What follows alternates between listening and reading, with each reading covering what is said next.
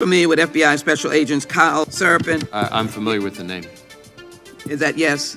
I'm familiar with the name. I'm familiar with the name. I'm familiar with the name. Joining me now is a frequent guest of the show, former FBI Special Agent, whistleblower as well, Kyle Seraphin. Let's bring in Kyle Seraphin. He's the FBI whistleblower who helped expose government censorship of our First Amendment rights. Now, we only have this memo because a recently suspended FBI agent called Kyle Seraphin brought it to the public, and we're grateful that he did. Kyle, thank you so much for joining us tonight. He's the host of something that strangely is called the Kyle Seraphin Show. Follow him on Twitter. I'm Sebastian Gorka. I'll call you later. We'll talk guns. We'll talk optics. Perfect, man. God bless you, brother. Thank you for standing up for the truth, man. Thank you for coming on. Thanks. Well, so Kyle, thank you so much for joining us. Great chatting with you. Kyle Seraphin, thank you. Kyle Seraphin, I can't thank you enough for speaking out. I knew you guys were out there, and I knew it was just a matter of time, but you got a lot of guts putting your face and your name to this. You're doing a service on behalf of the American people, and from the bottom of my cracked and broken heart sometimes, thank you very much.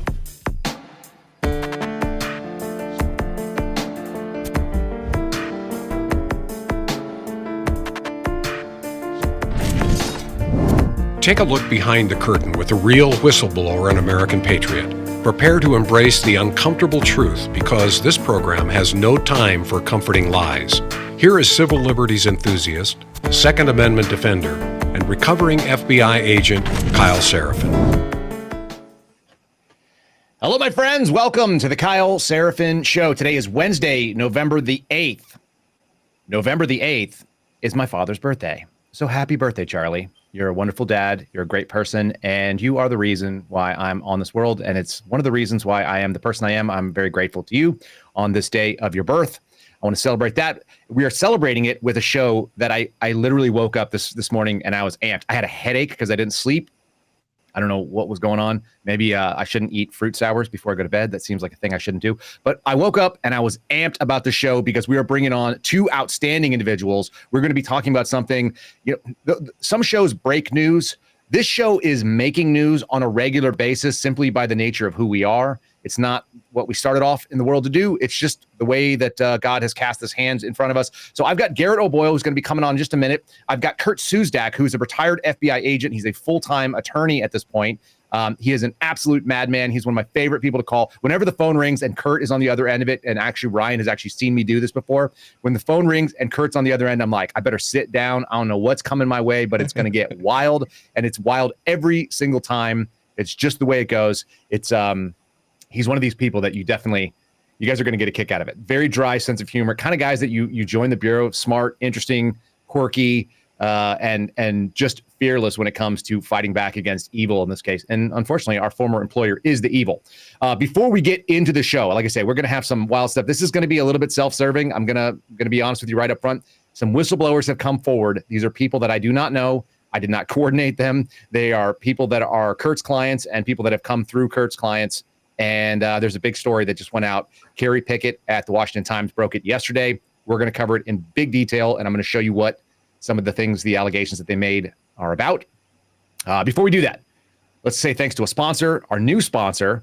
If we'll go to 4Patriots, you can go to 4patriots.com. There's the website. Ryan is on top of it.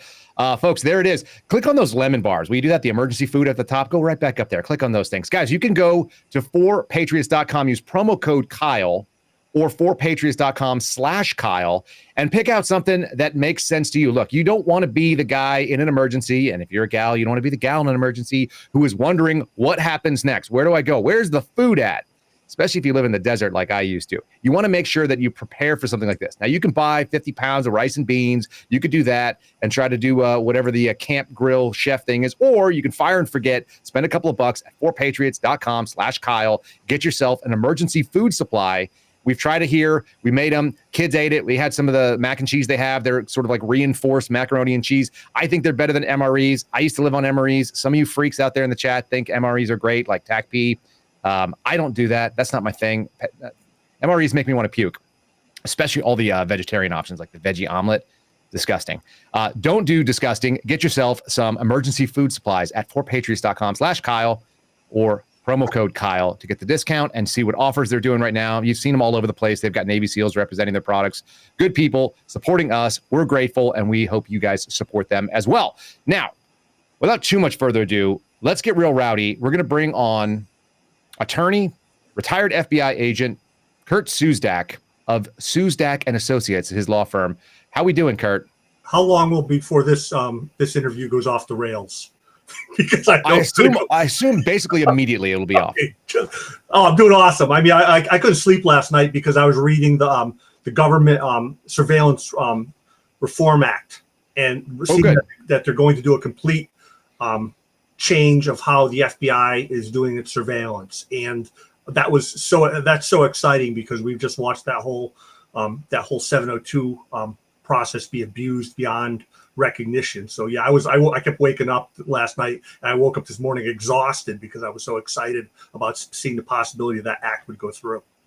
We're a couple of sick puppies, my friend, because the kind of stuff that gets us amped up is actually not what normal people think about all day. But that's the nature of our lives. Yeah, but all the agents do. They're I mean, the agents. I've talked to so many agents yesterday, and they're like laughing.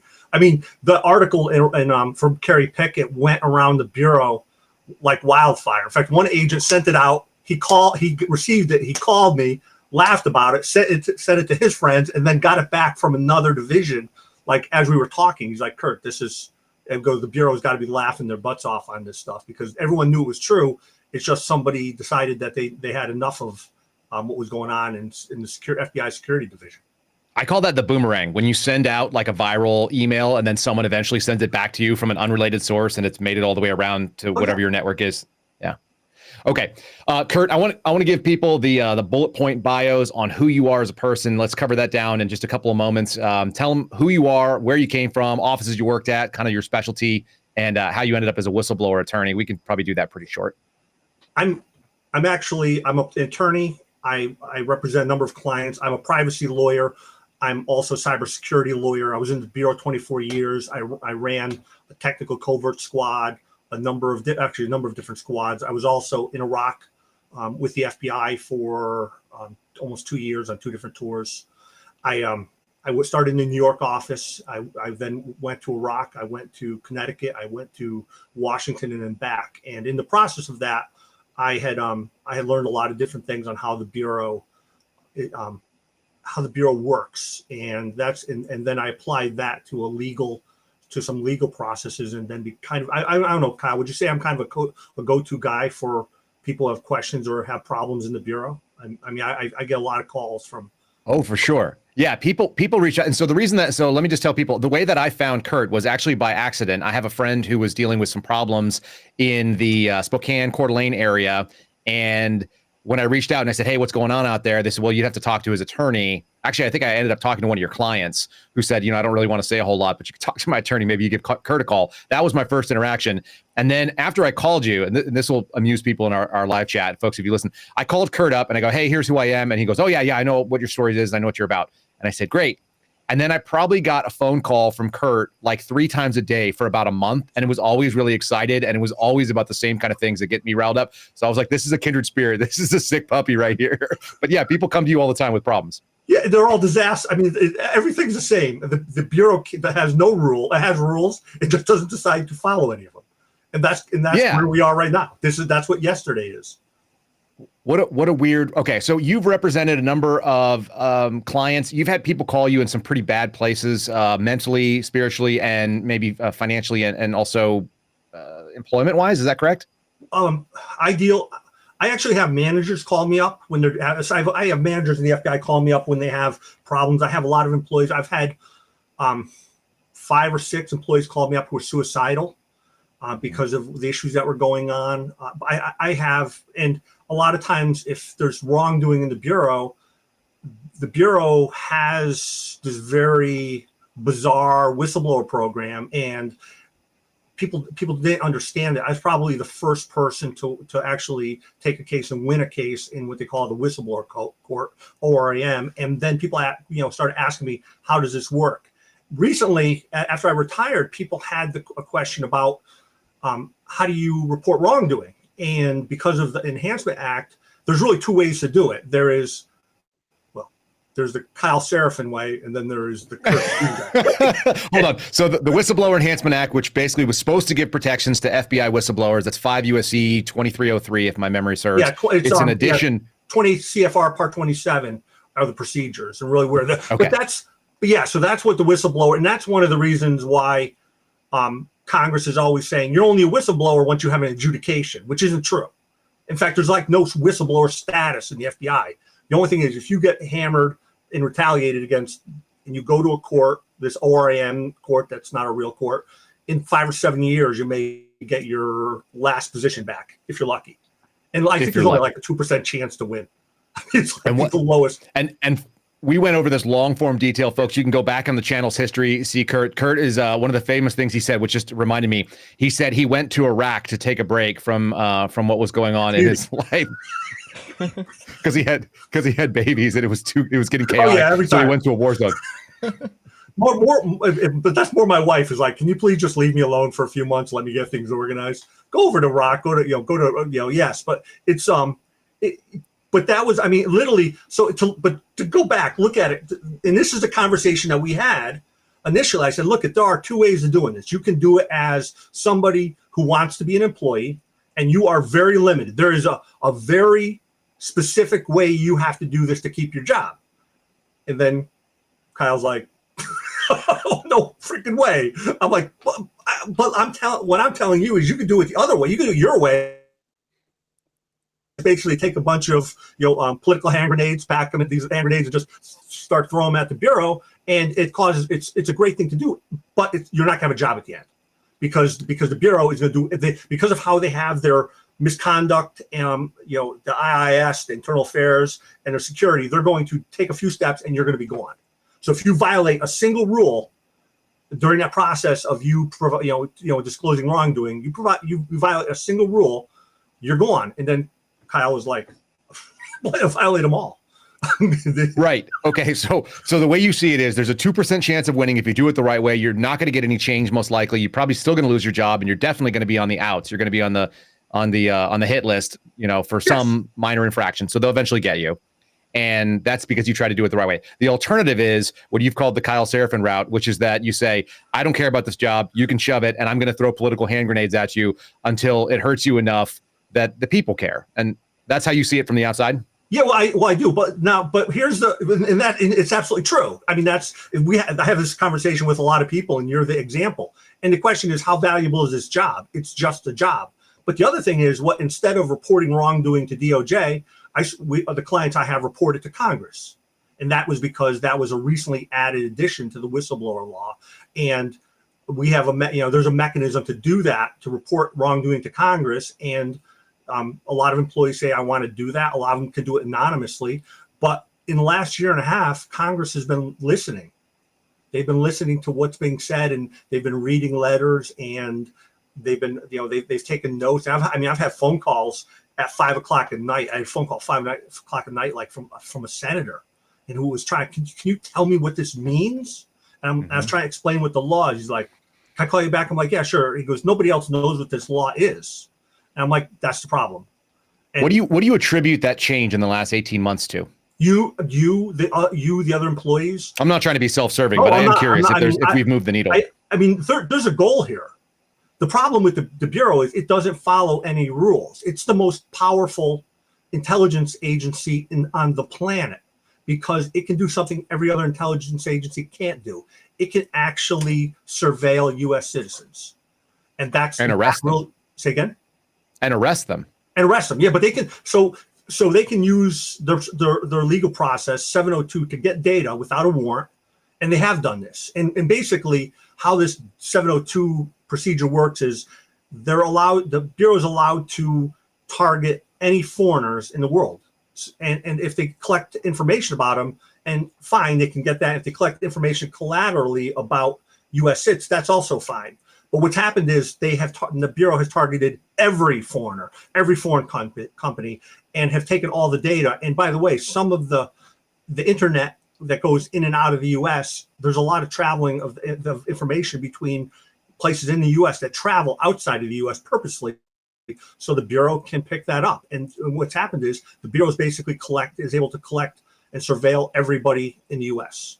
And the only thing that stops them is the ability to is how many intel analysts they have. I mean, Intel analysts is that's the bottleneck for them, is what you're saying. Yeah, because that's why they went from basically having only a few to having what 5,000 to 10,000 now. I mean, that's all they do is look at is 702, and that's scary because if you're an insider threat in the FBI, here's what people think about the insider threat. They think, oh, insider threat. Define the words. Will you define the words insider threat for folks, because that's not a common in the FBI. If you're a threat to the FBI by being a whistleblower, by doing it, you're an insider threat. I mean, a whistleblower is an insider, exactly, and you're going to be. You're pretty much guaranteed that you're going to be surveilled electronically, and your records are going to be taken and used because the Bureau considers this issue to be significant.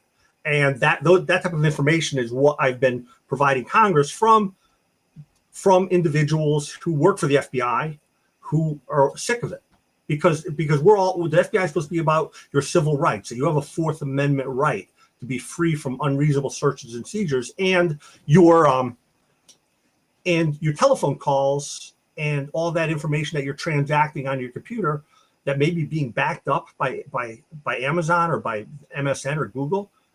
That's private, except the FBI can actually now go and get data on it, and that's the problem right now.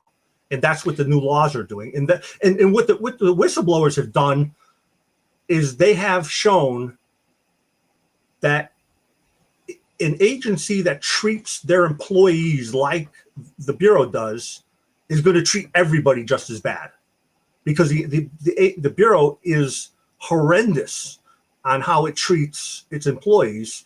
And you would think that they would treat their employees well. And in fact, I have 8 agents call me up suicidal, and people say, oh, that doesn't happen, but I'll actually ask people that I'm talking to them, are you suicidal? Do I need to get you assistance? And I've done that even while I was in the Bureau. I would have people call me up.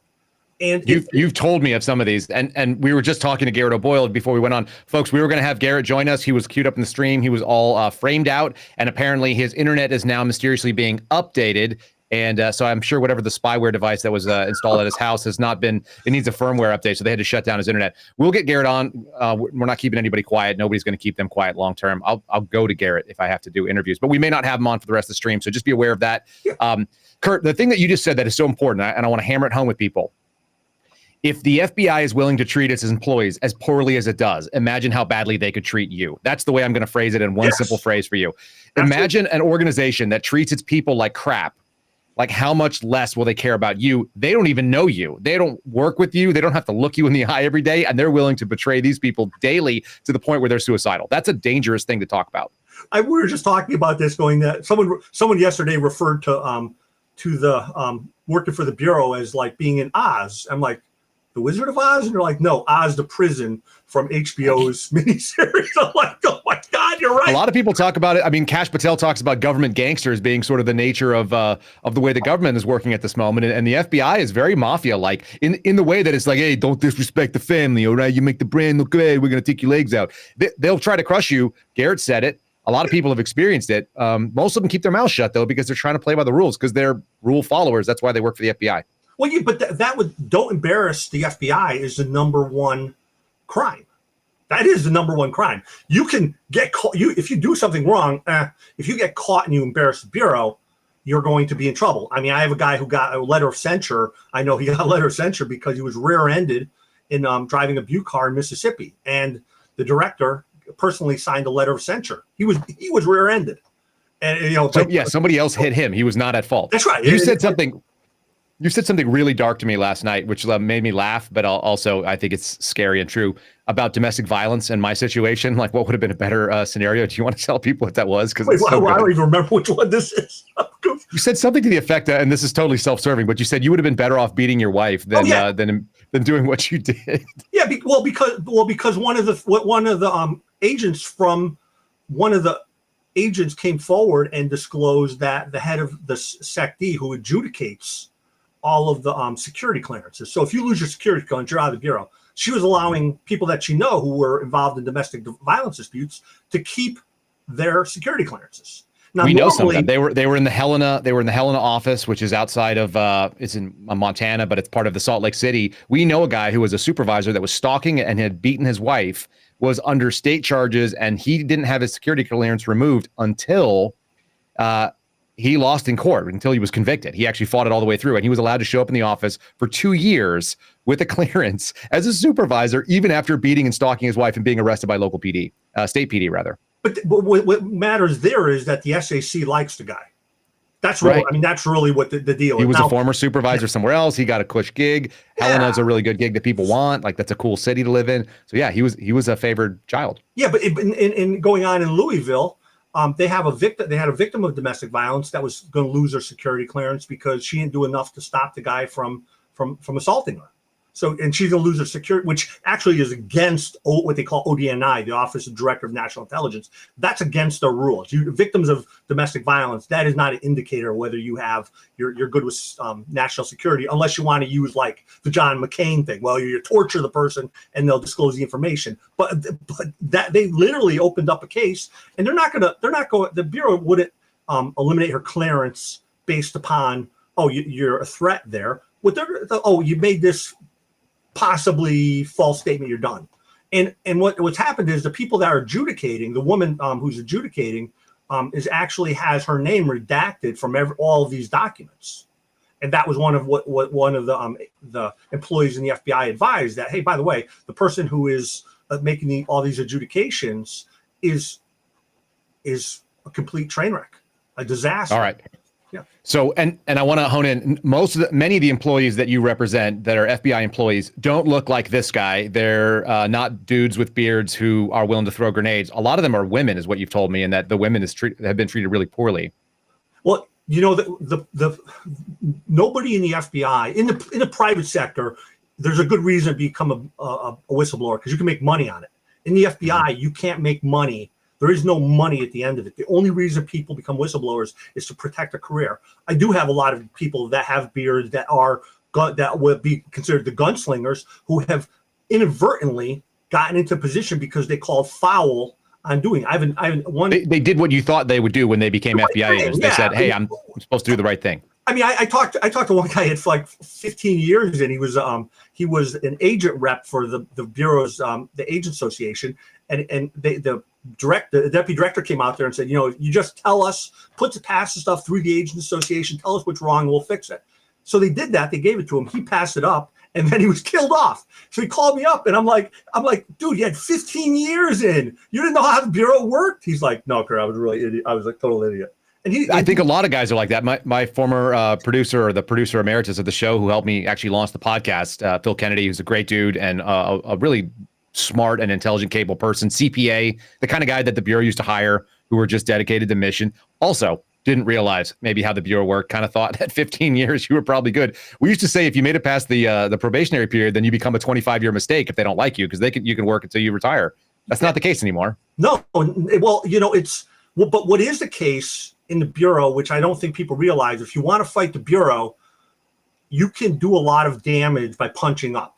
You don't necessarily have to punch down. You can create problems with your supervisor, with your ASAC, with the SAC, if you're willing to fight. But you have to have the emotional strength to fight, and it takes a lot, because you're going to be accused of lying. You're going to be accused of being a threat to the Bureau. You're going to be considered insider threat, and that stuff that actually happens quite a bit. And you would think, it won't happen once in a while. It happens like it's a pattern of activity. There's literally a set of basically informal guidelines of how to basically take out an employee, and that's employees can fight it, but they have to do it correctly.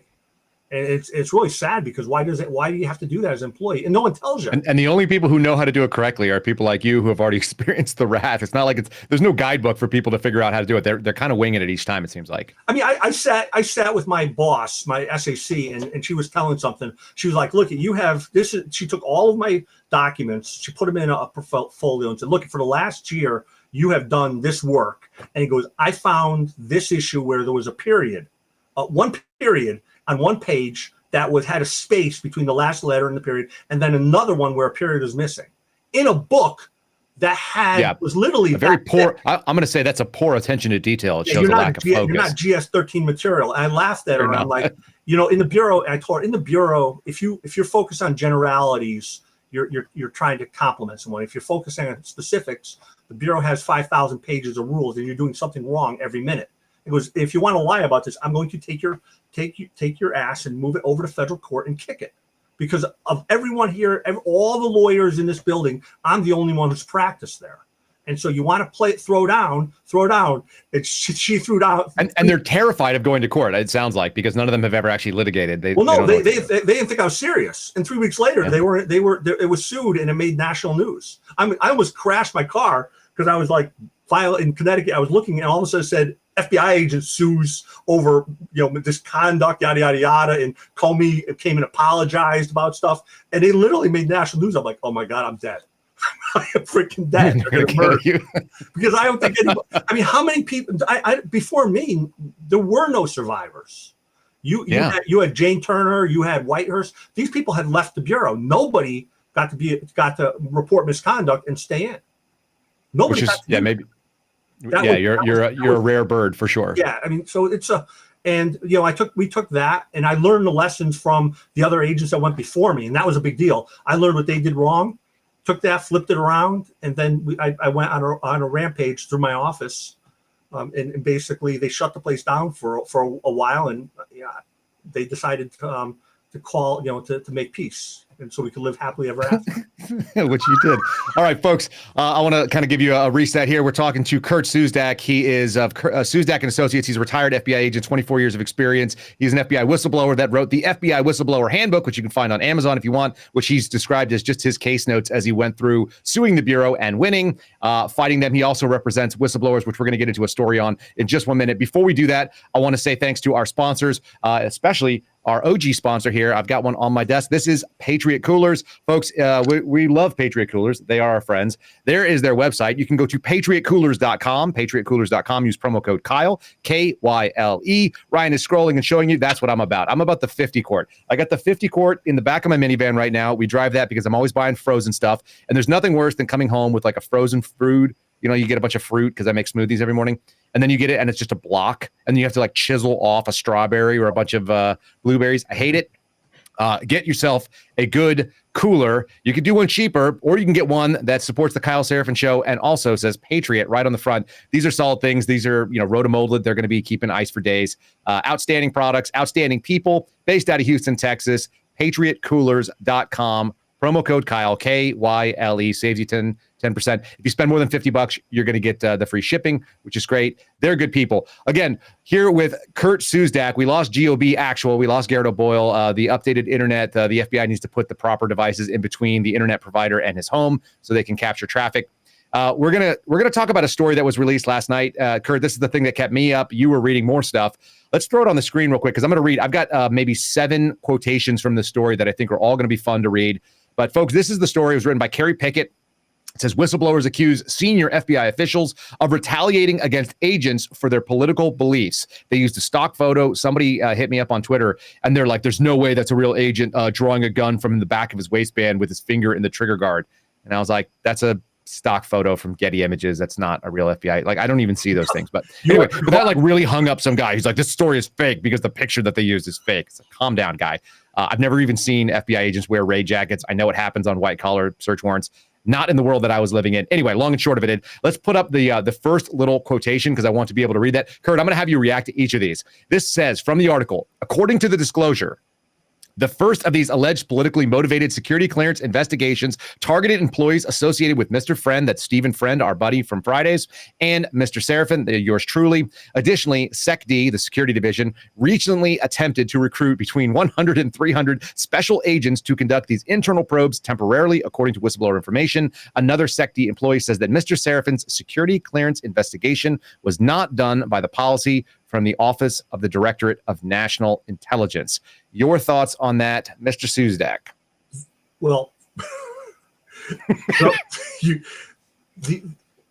if the Bureau was not following the rules, basically somebody, and one is, Kyle, you don't know who this is, and no one knows who this is, and they would probably be surprised who the individual is. Second of all, You're not saying that hypothetically. You're saying I'm I don't know who that is, and I will agree. I don't know who wrote that. You don't know who reported this. Somebody actually went and reported this to Congress. And by the way, they had another report to OIG, and I believe there are actually 2 additional reports that went to OIG. What's funny about this is the person, I'll call it male, female. It has been disclosed. Yep. That person actually doesn't like Kyle. That's the first thing. This is not about somebody who is a friend. The person also, I believe, has been knows Kyle and Steve, and was in a position to observe how the treatment was, and basically the person that was making the who was adjudicating this Kyle's case, who was in the process, was never going to vote in Kyle's favor. She was actually walking around telling people that she should have thrown Kyle out of the bureau when he was in Quantico. So this is the person in charge of these. The person in charge of the security investigations, who is not the whistleblower. That's not the whistleblower. This is another person. Her name is Dina Perkins. Yes. We're going to name names here because I don't care. You know her personally. I know Dina Perkins because Dina Perkins was one of the instructors that I had at the academy. Now I reached out to some of my academy classmates and I go, "Hey, you remember Dina Perkins? She apparently hated me at the academy." And he was like, "Is that the lady that was really old and Hispanic and didn't know how to speak English?" I said, No, that was Drake. She was a former DEA agent. It's the other one. And he was like, "Is it the one that looked like a wet rat?" And I go, "I don't know if it was a wet rat, but she's a small lady. She's diminutive she has short hair. It's gray." She was very nice to me. She used to bring in baked goods to our class, which is kind of weird because I thought I was going to like hardcore training and instead I was going to the FBI. And so Dina Perkins was a decent human being to me from 2016, 2017, and 2018. I have done favors that have been asked of me by Dina Perkins when I worked at the Washington field office, which we talked about last night. The lady, she reached out to me and said, "Hey, could you represent? We need some people to show up and talk to our civilian academy, our what do they call it? Citizens Academy, which is like an FBI outreach program." And I showed up and did it. I've given tours of the FBI Academy as an agent on behalf of Dina Perkins, who ran that program out of Washington Field. I had no idea that she didn't like me. Maybe she changed her mind at some point when I decided not to get the COVID shots. Well, that was one of the issue was that there's the political beliefs matter here, and it matters in fact, I was talking to a person who's familiar with that area, and they were just saying a story about they couldn't believe that that there was one individual who was a Marine who fought overseas, who had made comments about conservative beliefs before January 6th. So basically saying, hey, look at the issues going on here with Trump, and that person, Dina was basically said is not loyal to the U.S. Is a threat to the national security of the United States. Is not loyal to the U.S. Not loyal. That's right. Lack of loyal. I mean, that's a lack of loyalty. There's only a certain criteria that you can get someone out for security clearances. It has to do with loyalty and protecting sensitive information. This is not additional internal misconduct. But saying this is not loyal. Now, there was another individual that was working in that office who was a subordinate of Dina Perkins, who basically attempted to counsel her about the fact that this guy's a Marine, and they're basically, what's the reputation? They're raised from insane asylums and brought. Yeah, they're crayon eaters that do violence on behalf of the United States. We love them. You just because and that person who was trying to counsel Perkins or talk to Perkins about this, he was removed. That's right. Inside the where a subordinate of Perkins was removed from his job because he commented that, you got to be kidding me, a Marine is not loyal and who's been in combat? That's a definition of loyalty.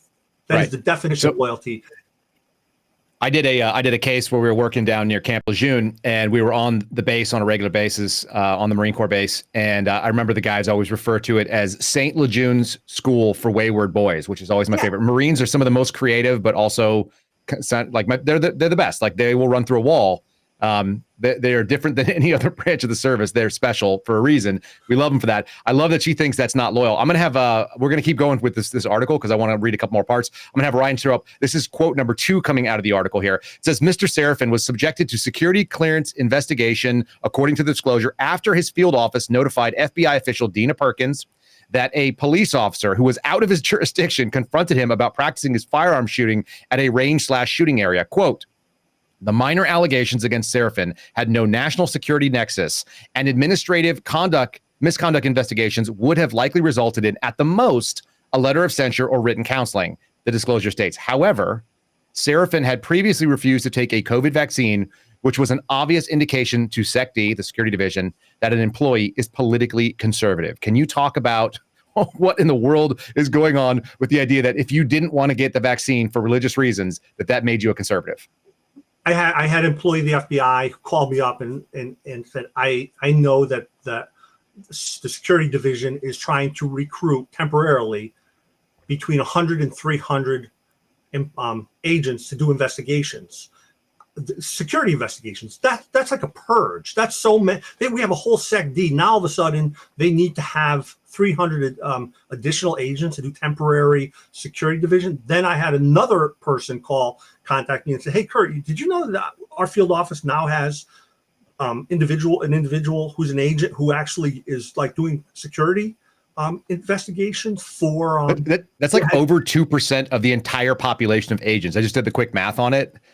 It's 2% of all the agents would be involved in doing security investigations if they did 300. Yeah, and but it's more than 300. The 300 number mattered to me because that was a number that 300 came up not just from the Spartans, but the fact when we first talked that there was a group of COVID of employees that were against the COVID vaccine for political reasons, medical reasons, religious reasons, and they had been talking, communicating together. And oh, by the way, everybody there would say, yeah, we have about 300 people. That was everybody who knew that group would say there's about 300 people. I set up that group, which you probably know. Everybody, so I set up the group. Everybody knew how many were in it and the number. And I actually said it on Dan Bongino's podcast, I think, that there were about 300 of us that were doing it. Now, that's not all the people inside the Bureau that didn't get the shots. That's just the people that I was able to get together that had a mutual support group to discuss what was going on. Because what happens is, and I think you know this too, every field office handled things sort of factionalized. And so not everybody was getting the same treatment in the same area. So sharing those notes were really important. It's like, oh, nobody cares about masking here in El Paso. It's like, oh, everybody cares about it here in North Carolina. It's actually the opposite of that. But, things like that were getting nobody's bothered me whatsoever. And I'm able to do my job. I'm left alone. Oh, this person said I can't come back in the office. I'm getting AWOL'd. So everybody got a different treatment. And that was really important. So that 300, like you say, that number is really relevant because that's how many agents they're going to have basically one for one. I mean, there weren't 300 agents at Trump's speech on January 6th. There's not a single incident that has where it has 300. And the fact that they were looking for that amount and basically disperse one to each, and then they're done. You have 300 security clearances, and it gives you new, like the meme, like my FBI agent, like FBI agents were getting their own FBI agent to investigate them. Well, it's so absurd. It's so crazy. What's crazy about it is security division investigations, are not handled like misconduct. In misconduct, because of how the FBI abused its misconduct procedures back in the early 2000s, there's a whole set of rules. You have to get prior notice. You're allowed to have a lawyer. You're allowed to do a whole bunch of different things. Security division, that's not the case. They can avoid all that stuff. You may find out when that person shows up and tries to interview you, and so to have 300 cases where they think someone's disloyal, these people are disloyal. You're not just going to randomly add that to, hey, by the way, we just need 300 more investigators. You're doing that for a purpose. That's a project. Well, that's bigger than a field office. So for people to understand, the Albuquerque field office had just over 100 agents for the entire state of New Mexico. The office the entire state of Montana is covered by something like a dozen agents or less, and they have Indian reservations, and they're doing real crime work. So when we talk about 300. That is an awful lot of agents. I'm going to play a little video clip here. I don't know if you've seen this before, but I think you have, Kurt. I've got some short, like 90-second clips because it was referenced in that little quotation. So, Ryan, this is going to be body cam 1. We're going to show little pieces. Some of you guys are new to our channel. Maybe you're new to the story. This episode is kind of self-serving for me in a lot of ways, only because I'm the topic of the news, and I think it's so wild. You guys know that the FBI is corrupt, but you don't know how corrupt it is until you hear guys like Kurt Siuzdak come on here and tell you. I'm going to show you. I want you to immediately look past the fact that this police officer's voice sounds a lot like Alpha Luna, who does another show with me. It's not Alpha Luna. It's just a nice guy that works for the police department in Las Cruces. But here we go. Video 1 or body cam 1. Let's just play this short clip so you guys get a taste of what was going on out in the desert that they actually removed me from, according to them. 796. I'm familiar with a gray pickup truck with black wheels and a black camper in the desert area. Copy, sir. Please, gray pickup truck. How you doing? Not bad. Hey, I'm not sure if this is county or city, but everybody's freaking out over there at the school, man. It's county. You can hear it over there like nobody's business. Okay. I know there's a range on the other side of town and it's far away. Yeah, it is. I mean, if you can go further in the desert or something, I get it. You're shooting against a berm. You're not shooting towards the school or anything, but it creates issues. So, what department are you with? I'm with the FBI. Okay. Yeah, it's just probably not the best place to be shooting. So, I mean, people shoot out here all the time. Is it just because it's at school or what? Well, it creates issues, yeah. I'm not saying that you would, but some people are responsible. So, I guess the question, so first of all, I'm positive this is county land. Okay. Right? I'm more than 300 yards away. In fact, what is that, like 150 is the requirement or 100? I don't even know exactly what it is, to be quite honest. Whatever with it you, is, but I can everybody range over there's that, and I know figuring that we're 800 yards away from the school minimum, yeah? Okay. So, legally speaking, I'm still within the range. Okay. I'm out here to work. I'm out here to train. I get some time off, so I'm kind of using it. Okay. I'm not trying to create an issue for you, but I'm well within the range. Like I get that, but you have to understand where we're coming from. I mean, it's one of those things where I totally get it, but I'm just saying if completely we're gonna, I don't have the time to drive out there. You got your. So right there, when I walked up, just for you guys to have some awareness, I'm not saying the things that I want to say. I'm filtering a lot because when I walked up to him, I realized that I was under no circumstances going to give any ground because I didn't want to give it up because I'm a Second Amendment absolutist. And also my friends shoot out there and there's no reason that you can't. The state law actually doesn't even apply to law enforcement officers. I dropped it in the chat, but it's 150 yards is the state law. We've done an entire video. If you want to go back to the beginning of my channel, you can see why I got suspended. And I have some amateur type stuff. I went out and filmed out there. But Kurt, that's the interaction. There's a couple more little clips. We'll show a couple more seconds later on. That's what spawned all of this nonsense. Can you put that image back up? Which one? Well, the image of you and that against the sand berm. I was going to ask you something about it. Now look at this. As he walks out, the question is: are those targets? Right there on the right-hand side? On the right side of me, yeah, those are targets. This is an official shooting range, right? Correct? Those are my targets, but there's targets that are out there already. Yeah, I set up my own steel targets. I will tell you this, that... So look, hold on. All the stuff that you see on the ground behind me on the left, like all that kind of like debris? Yes. Those are shotgun shells. There's like thousands and thousands of shotgun shells. I've got pictures of them. I'm standing in a swimming pool of shotgun shells right there. The individuals that were... At least some of the individuals that were involved in your case were not your security. Now they're removing your national security because you're disloyal to the U.S. Right. You're out on this range. I think they did it under a guideline E, which was like personal conduct, which is the catch-all. Okay, but okay, the people that were looking at that. I can tell you when I mentioned the fact that, hey, by the way, this guy was at a shooting range. That one of the people who's aware of this goes, what?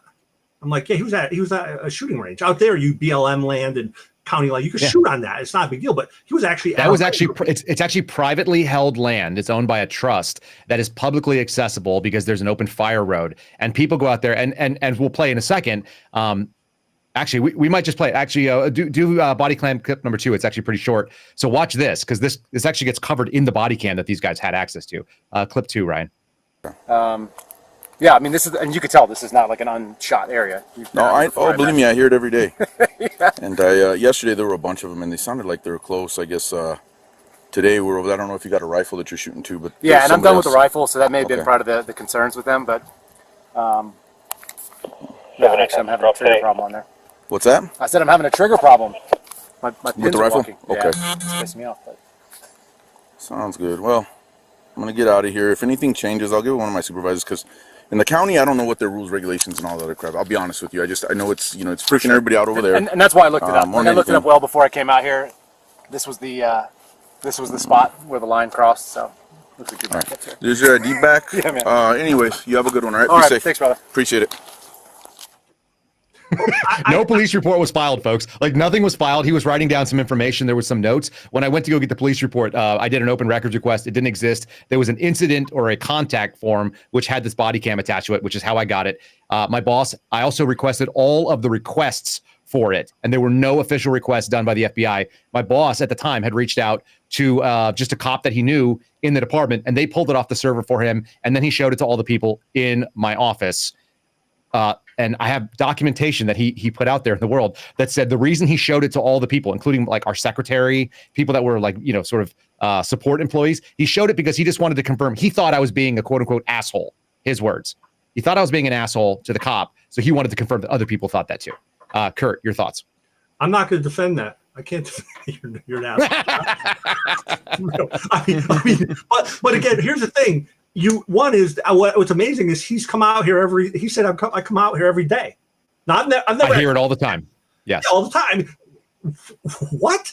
I mean, so here's the funny thing. He hears it all the time, but he doesn't know the state law. He doesn't know that he's not in the city.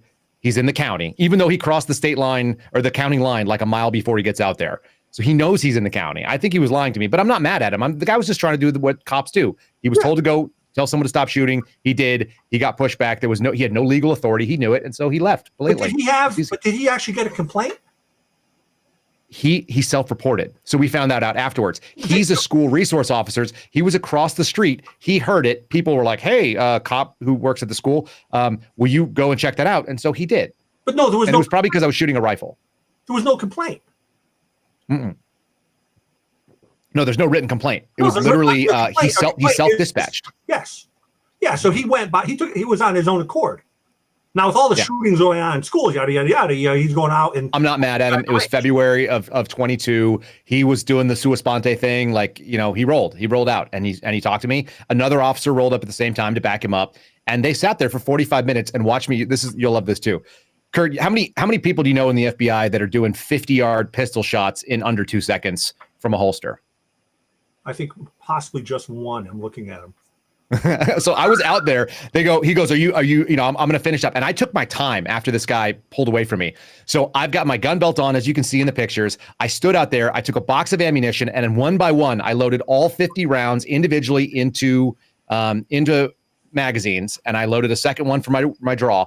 And so what I would do is I would draw out, hit it. I'm doing it on a timer, ding the 50-yard steel target out there, the torso. Then I would do my mag change like I want to, and then I would drop it. Then I'd reload the extra mag with a single. So I did 50 individual shots while he watched at 50 yards, and I did them in. I'm averaging somewhere between like 1.5 and 1.75 seconds at that point. So I'm doing things that I know he can't do, and he sat there and they watched me. And then when I started picking up brass, they drove off. They watched me do that for however long it was, 30, 40 minutes. Then they rolled. That's the entirety of it. We have one more little thing that we'll show the cop at the end, but go ahead. Keep going. But again, okay, so I also worked in internal affairs in the FBI. This doesn't even rise to the level of a warning. I mean, right. If as a supervisor, if I heard this, I would be like, yeah, whatever. I have enough problems on my plate to deal with this. I'm not right. We're investigating parents at school boards. I don't have time for this. I would be looking at going, well, at least somebody's shooting. I have to worry about having someone who can't qualify at a range. Because a lot of people don't actually go to the range. I'm the worst offender. They're always missing their range times, and they can't and have people that actually do it. And also, if you work in a urban environment, if you're working and arresting people, you want to make sure that you have people that can actually put down or stop somebody who is a threat. I mean, we had in New Haven, they had a shootout, and the subject jumped into his car, and the agent pulled out his firearm, and he had one of those Glock 26s, the mini ones that you're supposed. Yeah, and those are issued with a salad and the suit and an ankle holster. I don't know who carries a Glock 26. Well, and he was using it with body armor as his primary weapon. They were never designed to be. And he fired off a bunch of rounds, and guess what? He didn't hit. And because Shocker. if you're going out to a tactical environment with the smallest weapon that you could have, and oh, by the way, that person who was actually ordered to have retraining because he was carrying the wrong firearm and he couldn't actually hit his shots. Again, you fire 5 or 6 shots, you miss, you're probably going to be sent down for retraining. Because you should be on remedial, right? Like that's a no-go. Like you've entered a tactical environment with you're already outgunned, and then you've also done poorly under stress, which means you need training for your safety. I used to do that because I worked on an Indian reservation out there. And so my thought is that, first of all, a 50-yard engagement with a handgun, it might be the only thing I have. People do weird things on Indian reservations, which you probably know. The Indian Crimes Unit is like the bastard. That's the worst. It's the redheaded stepchild of the FBI. Nobody cares what happens. There's no backup. It was just me. Yeah. I used to wear body armor, overt body armor, a cowboy hat, boots, my pistol belt, and my belt, and my external badge, so people could see me, because I wanted people to know that I also, like, it was me and 2 BIA cops. That was the only people that were going to be in the area. Sometimes just one, on a regular basis. One of your agents from Flagstaff, I was actually in the Indian reservation out in Connecticut, and there's like 2 Indian reservations that are really just casinos. So I went to they sent me to Indian country training, and I was the butt of a lot of jokes on what Indian country do you have. But right. So I was talking to the agent, and he's like, "Look, let me show you what it's like to be here." And he walked out to his trunk, and he opened up his trunk, and he had body bags in it. And he's like, "Yeah, for sure. Everyone around here fights, and they use knives." Yep. And he goes, but you have to have a fire. You have to have a rifle. You have to have you have to be gunned up because you're alone.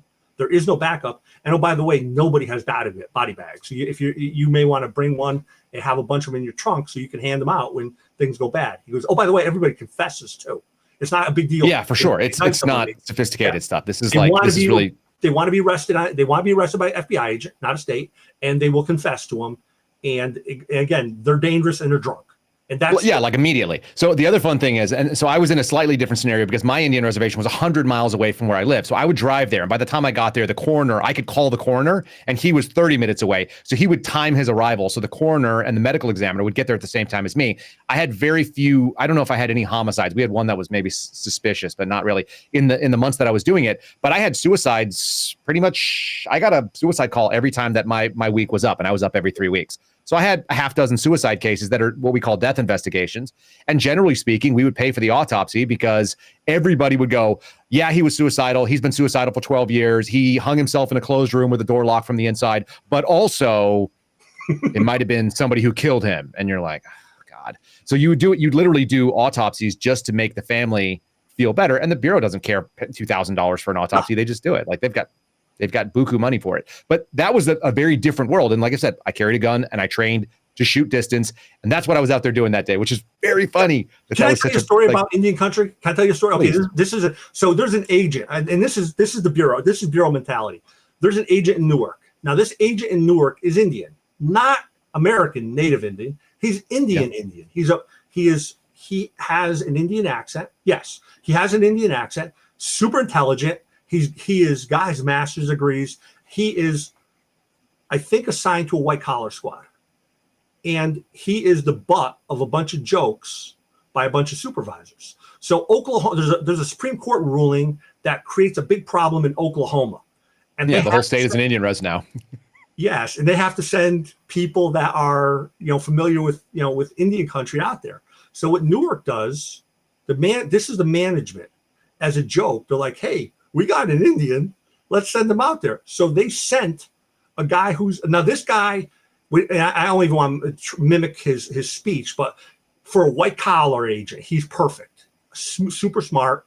For counterintelligence, he's got it going. I mean, he's a guy who can communicate with companies. That he could do that. Going out to Indian country means you're getting your hands dirty. And this is a guy who you look at him and you say, he's not equipped for that task. We would call them indoor and outdoor dogs. He's an indoor dog. Nothing wrong with that. Well, yeah, no, I know, but looking. Yeah, but if you're an indoor dog and you get put in an outdoor job, like it's weird. And if you're an outdoor dog, you get put in an indoor job, it makes no sense to you either. Kind of like me doing counterintelligence, like we talked about last night. So he went, and the people in Oklahoma were insulted by him being sent out there because they got the joke. For sure. Yeah, people in Oklahoma are not dumb. I went to school in Oklahoma. Like they get it. They know exactly what you're doing. There. Yeah, so those are my people. So I lived in Oklahoma. Why would you send a guy out there because you just with his presentation, he is not going to do well on our Indian reservation because there is a lot of discrimination on the res, right? There is a hierarchy.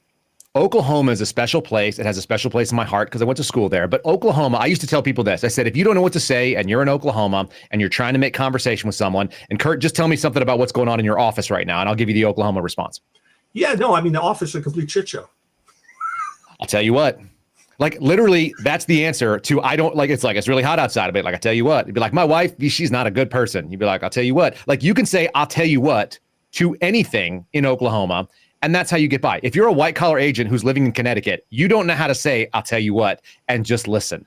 That is not something that you were built for because you've never been to Oklahoma. You don't know what it's like. There's a reason why they call it Native America. It's literally the whole state is full of different Indian reservations. It's a patchwork quilt, and none of them have boundaries. And that new decision made the entire state an Indian reservation for people who are Indian, who are Native American. They get to have, the American Indians get special privileges. And the cops will literally leave a murder scene. They will tape off a body and leave if there's a drunk driving homicide. And the FBI shows up. My buddies have told me when they were running out there on those TDYs, the temporary duties out to Oklahoma, they would get there and there would be no one at a crime scene. There'd be a body and a car and the flashers on, and it would be on the side of the road with a door open, letting the battery die, taped off, and nobody was there holding or securing the scene. And they would show up and they'd be like, what in the world have I just walked into? And then they would investigate it. Mostly they would send former local cops who knew how to do it, guys who had Indian reservation experience, and then they would send like a couple of guys like your buddy there, which is awful. It's really bad for the Bureau for Public Affairs. When I work, I mean, in Indian reservation, you don't have a partner. You're on your own most of the time. Correct. And so they sent this guy in there, and he was removed immediately. And when he got back, he was subjected to negative performance evaluations, and he was basically walked out the door. And it was over a joke. And it was literally just get a mute. What was that? Say again? Can you still hear me? Can you hear me? Ryan, do we have a stream disconnect there? No, I can hear you. Can you not hear Kurt? Disconnect? Can you hear me? Disconnect. Oh, Kyle can't hear us now for some reason. Oh, okay. So let's badmouth him. Yeah, let's do it. Oh, let me text Kyle.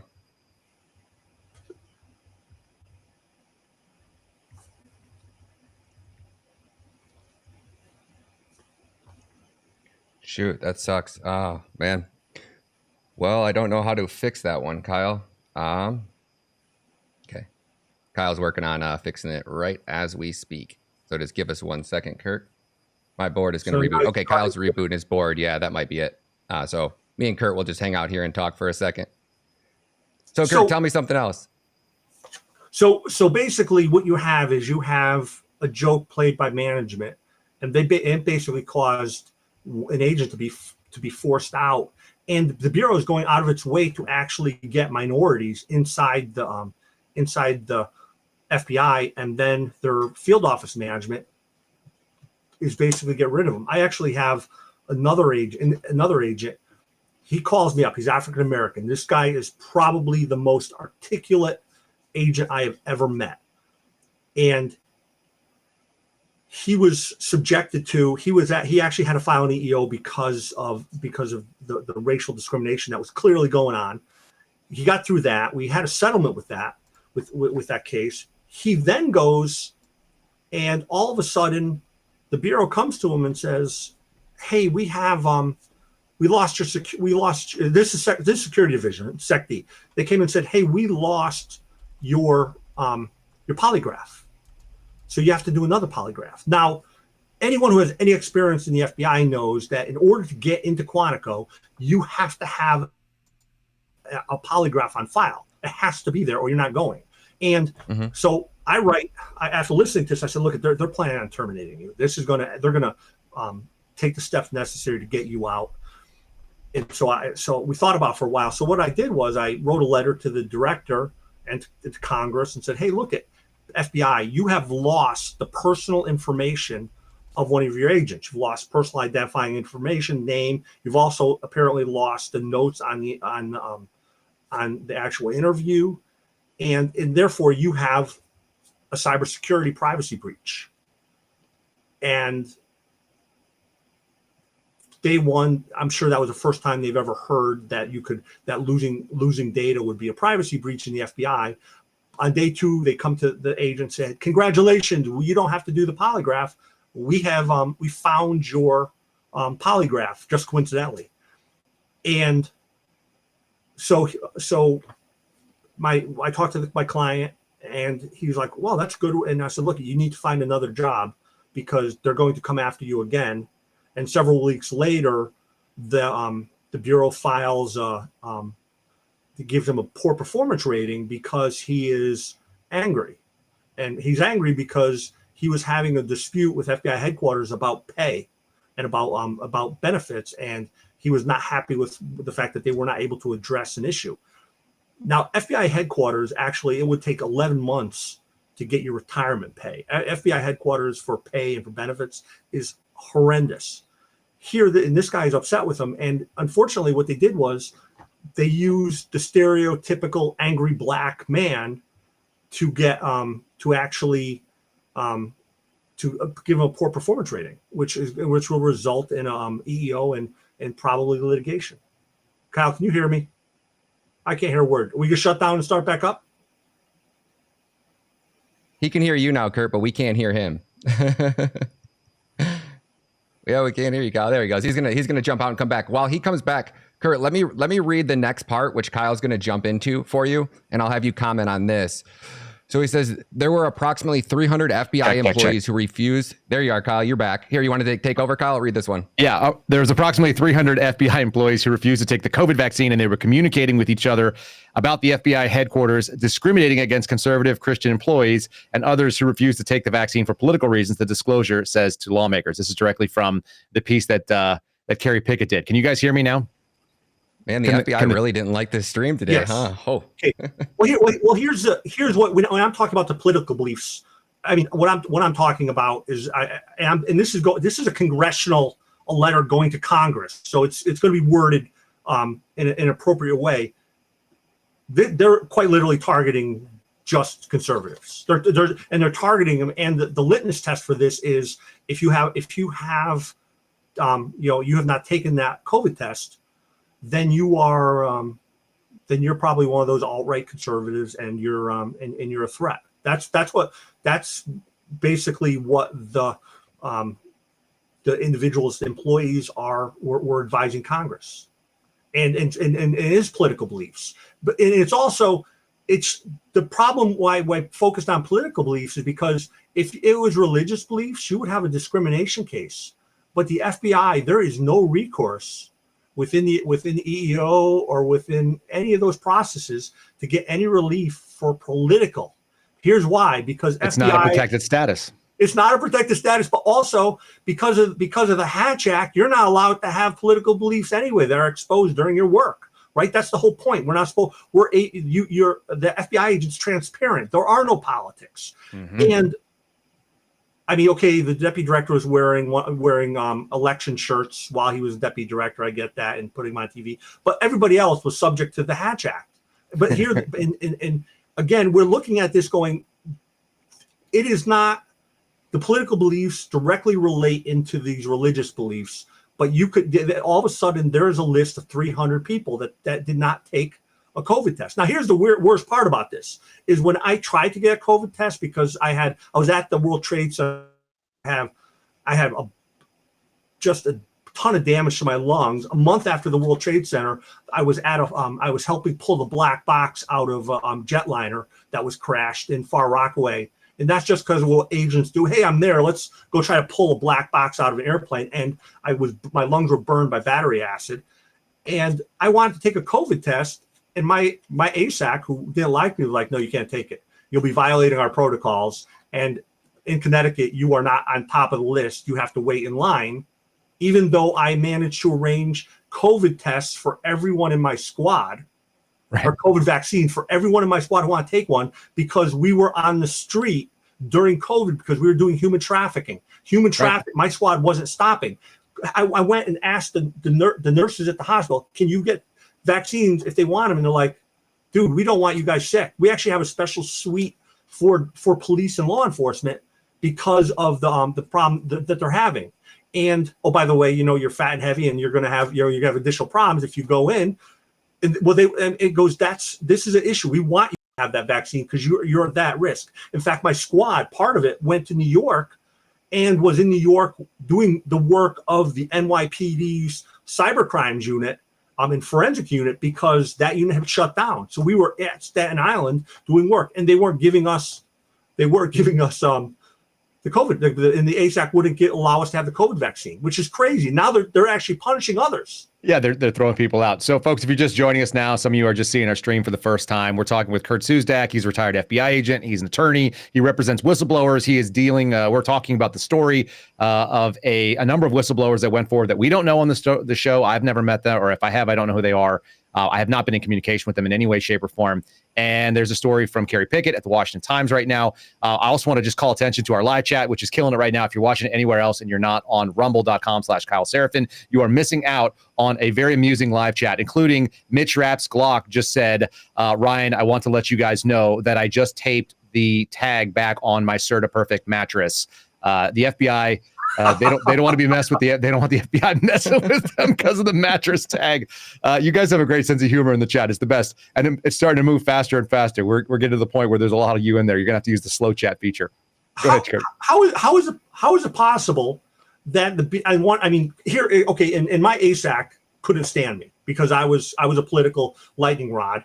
And in another, I was helping agents out while I was in the bureau. I mean, I would have people call me up as I was driving home and say, "Hey, Kurt, I'm desperate. I feel the world's against me. The bureau. I got into a problem, and I'm having OPR. I'm getting OPR, subject to administrative discipline." I'm like, "Congratulations, you're now fully qualified to be a head of a field office, an SAC, because everyone there all the SACs are doing crazy crap." Why do they all have sexual misconduct in their backyard? Why are all the compromised people in charge of things at the bureau? Can you talk about that? You're gonna have to choose your words carefully. Well, I mean, when I was in New York, my bosses, a guy named Kalstrom, was a force in nature. He was the ADIC in New York. He was a force in nature. This guy knew what he was doing. John O'Neill, an SAC, knew how to resolve problems. He wasn't going to let a guy. I mean, if you had a problem in the office, and going to a shooting range wouldn't be a problem that John O'Neill would be talking about. If you crashed a Buick car and got hurt, they would literally, and you're acting a little nuts, they would take your gun away, put you on the rubber gun squad. Stay there for a while, and then when you're ready to go back, you would. They would actually handle those issues right away. I mean, it was a very efficient how they did it. They put you somewhere and they make you the commander of the broom closet, the rubber gun squad, where you're not going to bother anybody, where you're just out of the way. And because they're probably not going to be able to fire you easily, at least historically they couldn't before they started doing this process. Okay, just to make sure that we understand, what you call FBI agents that are sitting out there just loving their guns and they just want to do that and play? You know what you call those in the FBI? They're called SWAT operators. That's what they call. I mean, in the FBI, when I was over on working operations counterterrorism in the Middle East, where I was under fire, I had SWAT and HRT providing cover so I could do work. Mm-hmm. And I'm not sitting there alone traveling through some of the most dangerous wild territory alone. But those SWAT operators are a huge deal in the FBI, especially. And they're not doing cases. They're just like a lot of them are CIA agents. They're guys who have a ton of time on their hand to go train and do fun stuff. Do you know why I didn't join SWAT at Washington Field? And I think I attended a bunch of SWAT raids because I was a paramedic and I'm a shoe-in to be helpful. I didn't attend because I sat down to a meeting and I'm standing there in a hallway and the lead recruiting guy for their SWAT team, and WFO has a big SWAT team. It's like 60 plus guys, which is as big as anybody. Miami, New York, Los Angeles, and Washington Field all have the biggest SWAT teams. I think they're called enhanced teams. So I'm standing there in a hallway. It's an L-shaped hallway. I'm on one leg of the hall. This a buddy of mine is standing on the other. We're about 8 or 10 feet away from the door of the team room, which opens up, and the guy who's recruiting comes out. And it's for an informational meeting, all agents who are new or otherwise that want to join SWAT. And he has a clipboard in his hand. And he looks over at me, and he looks over at my friend Hunter, and he goes, you guys put your names on the list as you check in. And he looks over at us both again, and he just drops it on the floor. And then he walks back into the room and closes the door. And I was like, what a dick. Like, there's no other way to say it. That guy is a dick. And he was always like that. So here's the thing. Then we get in, we all fill out our names, we push it around. I go sit in the back of the room. I've been in that team room. I have access. I have door access to the SWAT team room because I'm there every morning for their raids because I'm one of the medics that drives the medevac unit. Yeah. And I've done that a bunch. I've been there probably 40, 50 times. And I sit in the back of the room and the STL steps out. And the STL is not a former operator like some of the SEALs that are on the team that used to be there. He's not a former Green Beret like they had on the team. He's a former accountant who rose up through the administrative ranks, had never done any casework apparently. And he was just a senior agent that was nothing but a full-time SWAT guy. That's what he did. And he taught pistol stuff. And he goes, and with no sense of irony, by the way, with no sense of humility or irony, he goes, so you guys are considering being on Washington Field SWAT. Basically, CQB is our bread and butter. And I thought he was joking for a second. Then I realized he was serious, and I started laughing internally. And then I left. I left the room, and that was the last time that I was interested in doing it. When someone tells you who's a federal agent on a part-time tactical team that has never worked cases and doesn't do their job and sits in that thing and gets in 0 shootings. By the way, Washington Field, where I used to work, has shot more FBI agents in training than they have bad guys in the last 10 years by a factor of like 400%. It's wild how many they've had injuries, like discharges, guys shot on the range from stupid stuff because the CQB is not their bread and butter. It's like what they think their bread and butter is. Anyway, so a guy shooting his gun is supposed to be no big deal. I want to defend this. I'm going to defend the SWAT guys. Do it. I mean, some of them were good. There's no question. I'm not saying that. Because I was in New York. I mean, in New Haven, I probably had more time in fact, I knew this at one point. I had more time in combat than the entire SWAT team combined. And then they got another. They got at that point someone transferred back in was temporarily gone who had time on HRT, and he had a time. I had a lot of time in combat zones, and that's SWAT team. But you go to New York, and in New York, when you talk about the New York teams, in New York, those guys are the masters of close quarter battle, and because you have a much older set of operators, they train. They have to do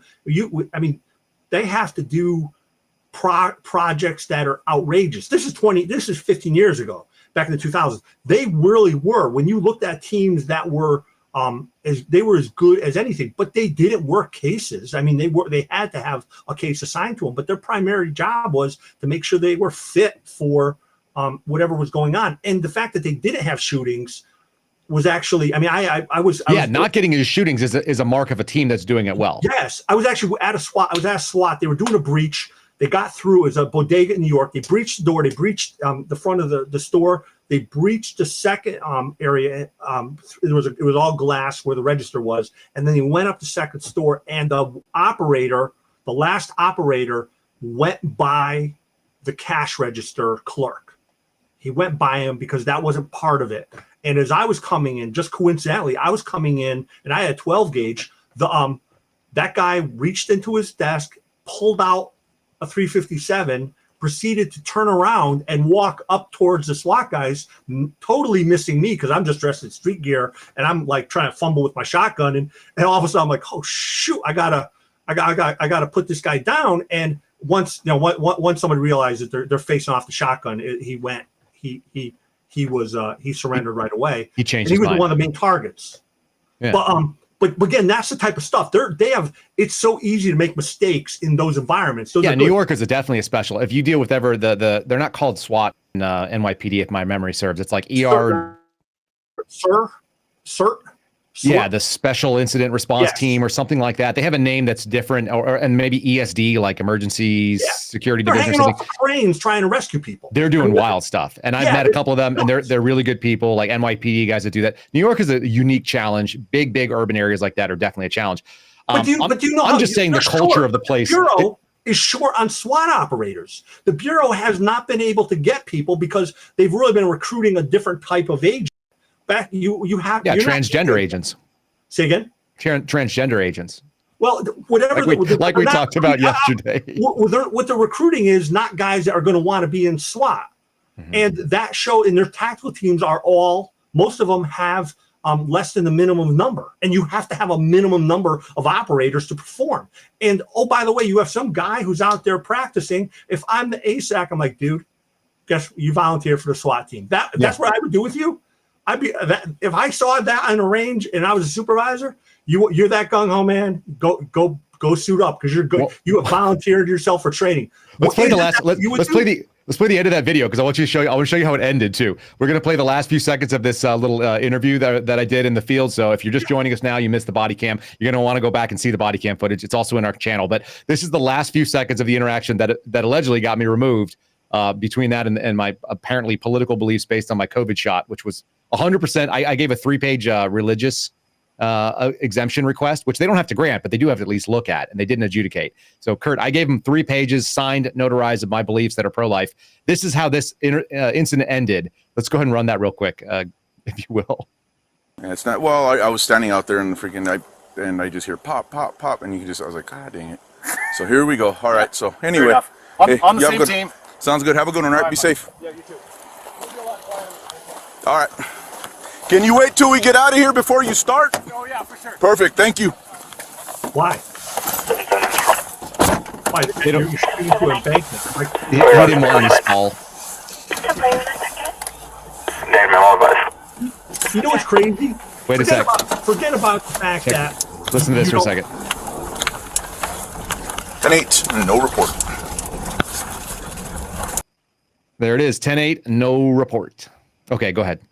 Well, first of all, you can tell that you're real just by how your it looks like you have the clips and stuff that only law enforcement use, or on the belt. I mean, people, it's you are set up that anyone who looks at you is going to know that's not somebody who's pretending. That's a law enforcement officer, just because. Or a competitive pistol guy. Like no. IPSA. I'm looking at that. You're because you got the car. I mean, you're going to identify. I don't understand. I mean, and again, I don't understand why you would do it. And also, the people that were adjudicating you, that were involved in that, they weren't informed that you were at a shooting range. I mean, we used to shoot. I mean, the FBI in New Haven, they were shooting within a few hundred feet of another building that was owned by a water company. I mean, they were shooting an area where it was like fresh water, and they're putting lead into the ground right by the fresh water. Yeah, there's one of those in New Mexico too, and they got upset about it, but it's private land, so nobody could do anything. But yeah, I'm shooting in a place that's 865 yards away from the closest corner of the nearest building. That building happens to be a school. By the way, there's a big berm behind me that you can't see, but if you go a half mile away from me behind me, then you go up over this like 12 or 15 foot berm, so you can only see the top like 3rd floor of this building because it's sunk down. They in New Mexico, a lot of times they raise the roads and they lower. So the height of that berm that you see behind me is actually about the height of where the school is blocked by, and then over the top of that behind us. We have a whole video on it. People can go check it out on the channel. That's it's actually the safest place you could ever shoot. It's the best place to shoot. Yeah, hands down. It's awesome. It's great. It was 10 minutes from my house. I drove out. It takes me 2.5 minutes of driving over the dirt road from the main road to get out to that location. And like I said, you're driving over shotgun shells and pallets that people have set up with targets stapled on them. And, it's nowhere near it. And then on the backside of that where the targets were, it's almost 20 miles of desert. And then beyond that is the Oregon Mountain Range, which is also, there's no houses between me. And then after that is the White Sand Missile Range, which is 85 miles of empty desert. So I'm looking at almost 100 miles of empty desert in the direction which I'm shooting, plus an 8,000 foot tall mountain range. Just saying, like, there's not a better place to go shoot. It's safer than where the public range is, which was 45 minutes away.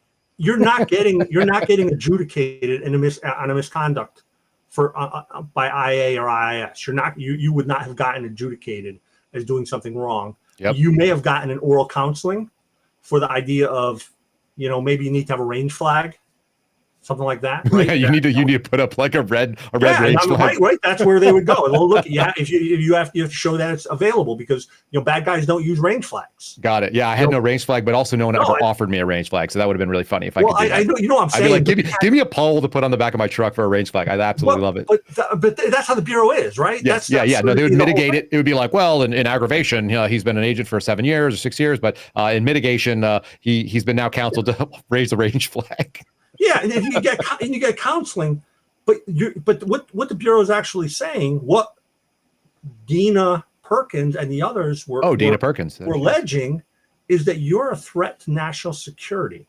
Can you dig on that? That's where it gets really dumb and weird, and that's why I think people need to hear. Folks, if you're just joining us, my guest, as you're seeing on the the Rumble channel here is Kurt Siuzdak. He's an FBI whistleblower. He's a former FBI agent. He's an attorney that represents whistleblowers, including this one that we have in the show notes. So you can click the link to the Washington Times article by Carrie Pickett. I just wanted to make sure we get out who we're talking to and why your opinion is so relevant. 2.5 decades of experience plus about another couple years now as representing them, including your own whistleblower cases. So you're an expert in this, as far as I can tell.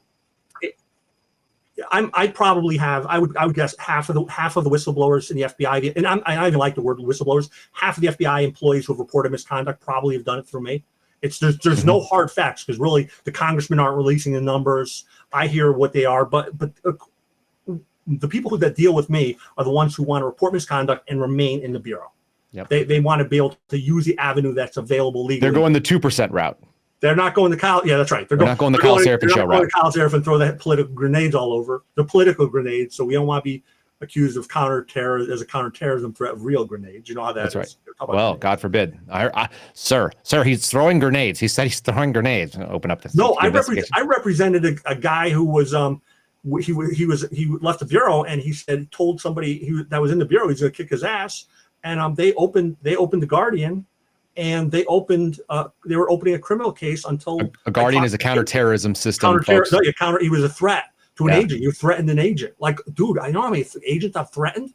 I mean, we all the time. I mean, this is like there is cop talk. I mean, cop talk is different when they're talking about what they'll do to each other. There's a lot of hormones involved in how this goes on. But it's like you're going to tell someone who's a former agent that he made a comment to someone. You think it's a death threat?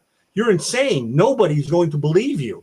That's an insane case. That's a case you can't take to a grand jury. You should not open this. It's a bad precedent. And they closed the case, but they were literally trying to threaten him to arrest him on it. And here, I mean, again, they're not saying you did something wrong. What they're saying is you are a threat to national security and should not possess any secret or top secret documents because of the incident that happened at that range. That's a totally different issue.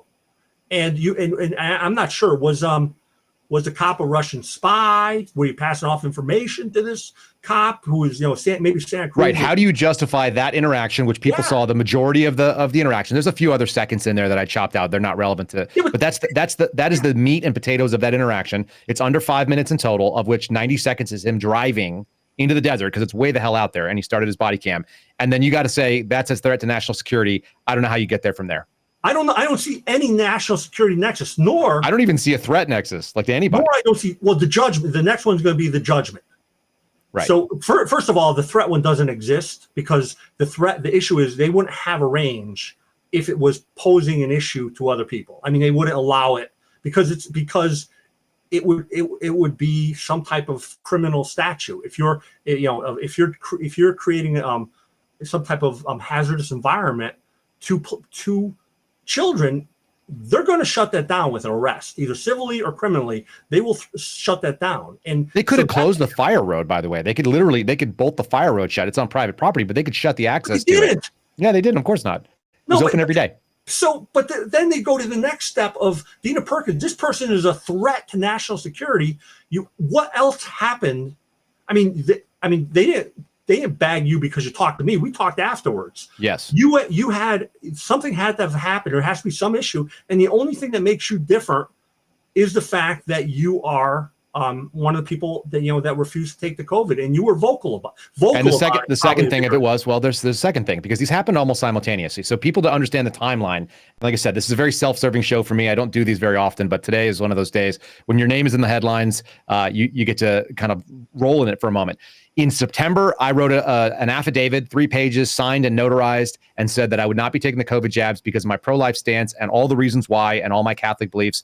My wife was baptized not long after that. Just before they took my badge and my gun, my wife was baptized as a Catholic. And so we have a very pro-life stance in this house. We're against abortion. We're against using fetal cell lines. That was all outlined in a legal document that they had the right to refuse. They could have said, like, well, we can't accommodate you. That would have been a very different argument. They didn't do that.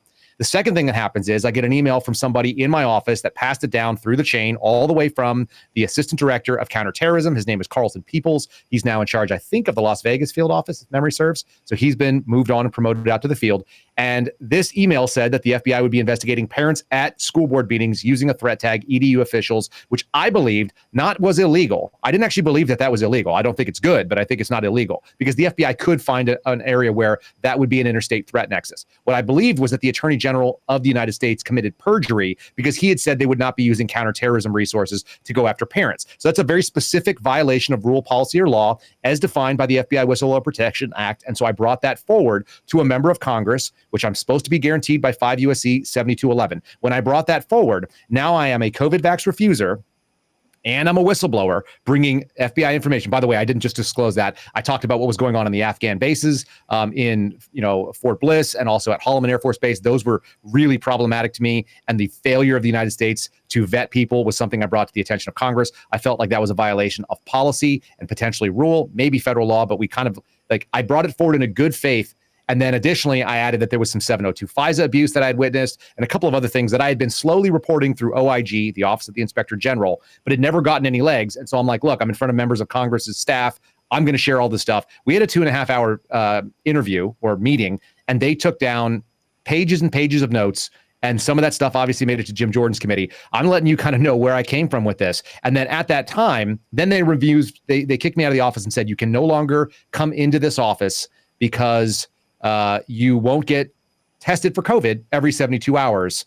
And I said, I've got a top secret clearance and I'm a paramedic and I've been in so for a decade. And I am licensed as a paramedic to do tactical work and medical care and even sick calls for the FBI. If the FBI had rolled out a bunch of COVID tests, I would have been the guy in my office that administered them to people. I was the highest trained medical person in my office. I don't know if you knew that, but that was the case. So it was me and the nurse. Threat. But I'm an insider threat. I'm a threat to national security. I mean, really, that's what that is that you're threatening the institution itself because I mean, when's the last time the FBI had 300 people that said no? I mean, they had about 3,000 as far as we could tell, maybe 3,000, 3,500, but 300 that were vocal. Right, talking to each other and sharing information. Don't talk about this stuff. That's right. They'll I mean, I knew people when they come in as well. I was like, look, just don't take it. Don't give me any paperwork. Just don't, the paperwork is going to get you in trouble as a supervisor. And that's where I was with them. Just if you don't want to take it, I don't care. Go get sick. It was, for me, it was a real tough illness to have. But again, if the people that were vocal and the fact that they're communicating looks like they're unionizing, and that political issue is where they had the Bureau had every reason to get rid of the people. And indeed, and literally, I mean, January 6th didn't help because the Bureau has taken, tremendous actions against people for January 6th that they had no basis to take. It is crazy. Some of the stuff that they have done that is not public that has been done to people, employees in the FBI. It's so sad. It's really gross too to think about all that, but that's sort of the nature of that's why we had to be so vocal. That's why the Kyle Seraphin route existed, because I looked at it and I was like, well, this is a job. It's good. I like it. I like doing what I was doing. I really did. I actually enjoyed doing it. I would have liked to continue doing it, but it's not worth my integrity or my honor. I kind of thought we were all on the same page. It turns out it's not very many of us. That's what the Suspendables are. Let me do a merch plug real quick. So folks, Ryan, if you give me a full screen here, ladies and gentlemen, if you like what you're seeing on my shirt, you like what's going on with the Suspendables, you guys can also support GOB Actual, who was supposed to be on here, but randomly had an internet update today. You guys can go to the-suspendables.com, the-suspendables.com. You can order the pins. I think there's actually a bundle here. Do I have the merch bundle up? I guess I don't anymore. Order the pins. You can do 3 at a time. They're basically come out to $10 with free shipping. If you want to do that, $10 each. So you can order pins, which we've been wearing on all of our suits. You can wear the Ranger panties. You can wear the shirt like I'm wearing today, which is the Zelensky special or the Z special. In case you need to go beg for money from Congress, you're looking for billions. This is the right shirt. Lets you know what's right. The-suspendables.com. You can use my name, promo code Kyle. It'll save you a couple bucks if you want to buy them. Garrett's out there like a madman. He said, you guys keep sending in orders. So good stuff. He's making them. His wife profits from them. It's definitely not Garrett O'Boyle's company. It's definitely his wife's company because he's still technically a suspended forever FBI agent. Support them if you can. Carry on. Yeah, no, people don't want to step up. Kurt, I don't know why they don't want to step up, but let's go to the best one. Was okay. And I had actually, I didn't believe it. I think actually you may have confirmed that was true because I had one employee who says, hey, by the way, I was reporting that that Sec D was having coloring crayon hour. Yeah. And I'm like, Steve Friend reported that. Well, evidently, yeah. And someone reported that, waste, fraud, and abuse, but I actually didn't believe it. And to this day, you're going to have coloring book hour in security. I mean, security division has two processes. They're eliminating guys and girls that are actually out, violating, who aren't loyal to the U.S. and they're having coloring crayon competitions. Yeah, well, I mean, it's very stressful working at headquarters. You got to drive into, you got to have somebody take you on the metro. You have to draw. What agent do you know that's going to do that?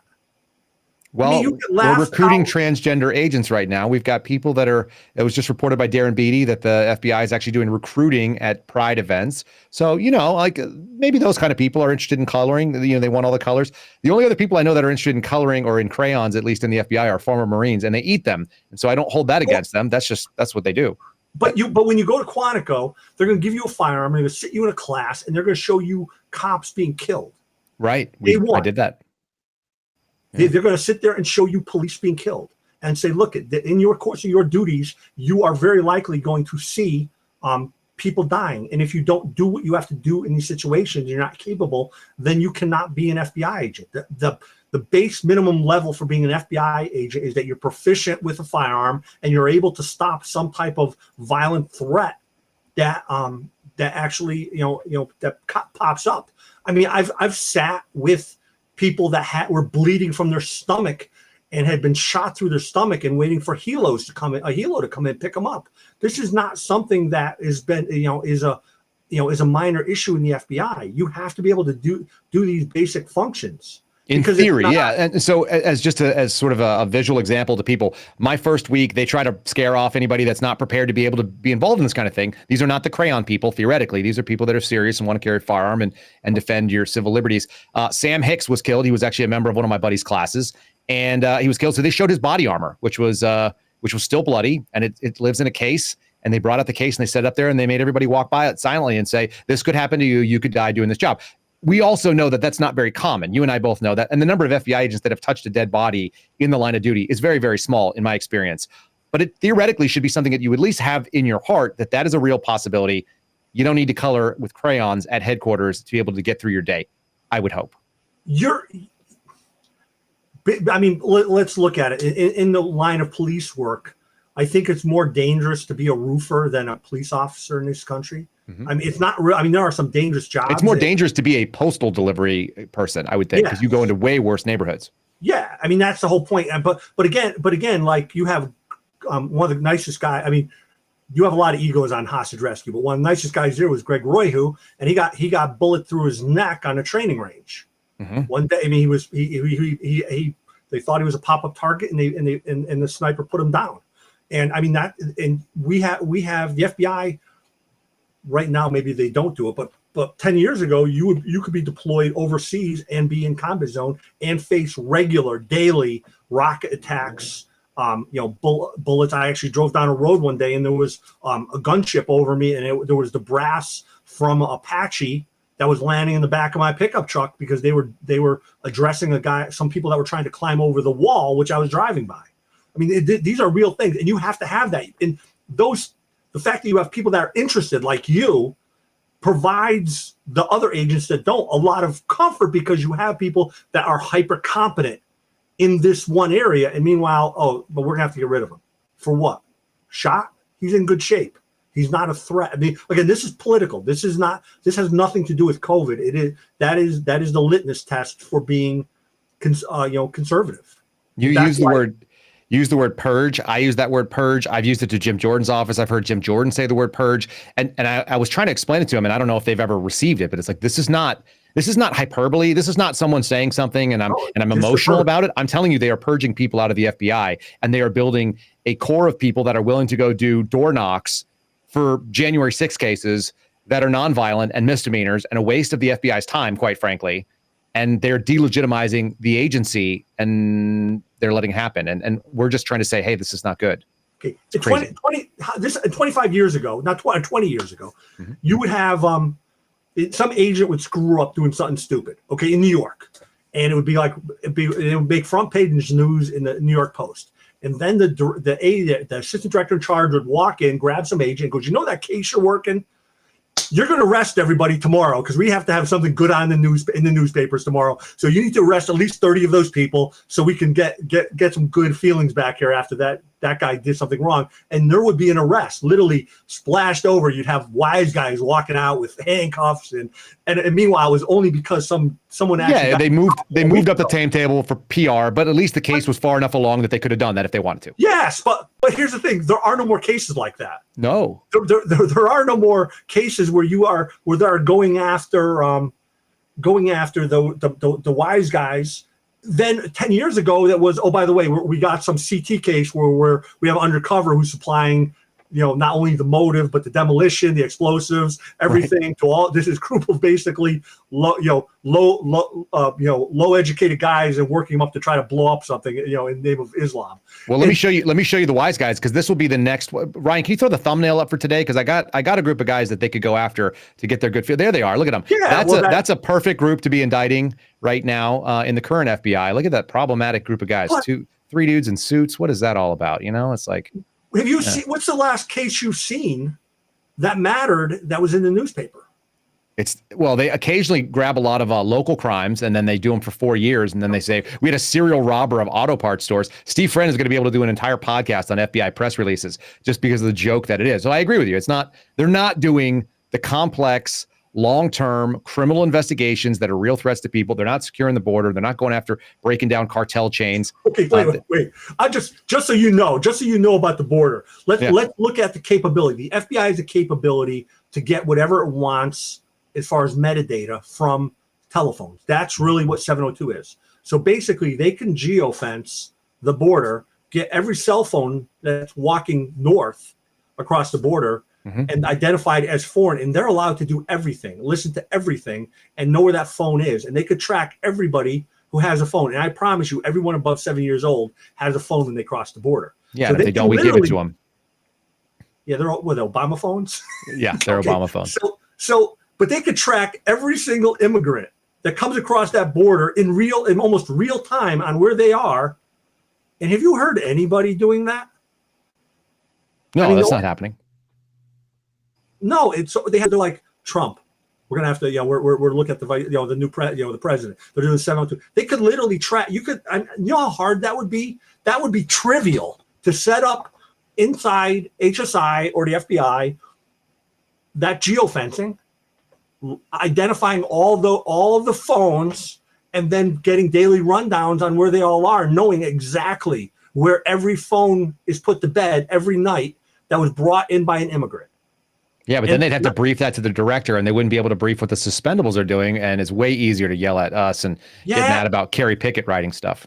Yeah, I mean that again. So what are they if they're not using these powers to go after people down by the border or even monitor them, which they can? The simple fact is, and you've heard this over and over, that you'll talk to an agent, and agents say you'll laugh and say, yeah, you're being monitored. They're up on you. And you could be quite sure they are, because you're an insider threat, and anyone who's deemed as an insider threat would be monitored by the FBI. And one of the crazy things that George Hill told me, he's like, the definition of national security changed on 9/11. We went from saying, that we must preserve the Constitution, protect the American, constitutional republic, and that's what national security is. People die during that. It happens. People give their lives, and they're proud to do so. That's what a military service may be about, law enforcement. And then after 9/11, it was no American dies from terrorists on U.S. soil. So that's tyrannical. And it slowly took about 20 something years to get there. You are also adding to that the definition of insider threat for the FBI, which used to be Robert Hansen, Ultrich Ames types, people who were moles in the federal government, giving information to a foreign power to the detriment of United States security. And now that game is you're dangerous to the FBI's public affairs group. And so I'm an insider threat by definition for the new FBI. Yeah. Yeah. That and let's face the fact. You're going to be identified in that category because there's an insider threat unit. There's a whole unit that does this, people. If you don't know this, we're talking to We're talking to Kurt Siuzdak. He's an FBI, former FBI agent. He's retired. He's a whistleblower attorney. He does cybersecurity as well. He was an FBI whistleblower himself, wrote a book about it called the FBI Whistleblower Handbook. Kurt is a friend of ours, a friend of mine. He's pretty hilarious. He's been less hilarious because we're dealing with such a serious topic. But if you guys are watching right now on Rumble, we thought we had a pretty good crowd in here. Please hit the like button. Give us that green thumbs up. It puts us on the leaderboard, lets people know that you like what we're doing. And many of you are getting a longer show than you anticipated because there's so much here, and it's so silly. And like I said, this is self-serving for me. It's kind of therapy for a Wednesday. We were supposed to have GOB Actual on, and he has suspicious internet issues. Nobody knows why. Nobody could ever diagnose why that would be. Kurt, do you have any ideas why they would have his internet would randomly get jacked up on the day that we're talking?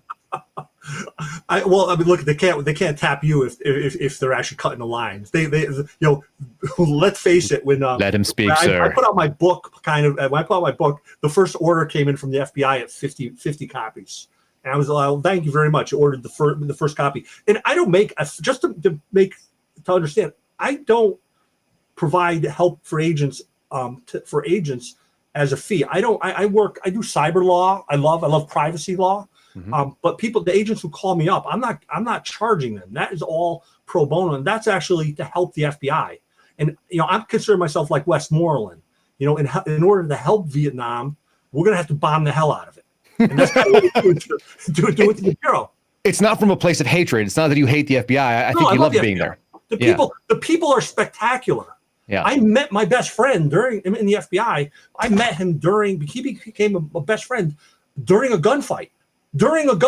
Because he was standing behind me. I was like, "What are you doing?" As I was kneeling, and he goes, "Your boss told me to stay on your back." So he walked out in the middle of the road and sat down behind me to put his body armor in between me and whatever was behind.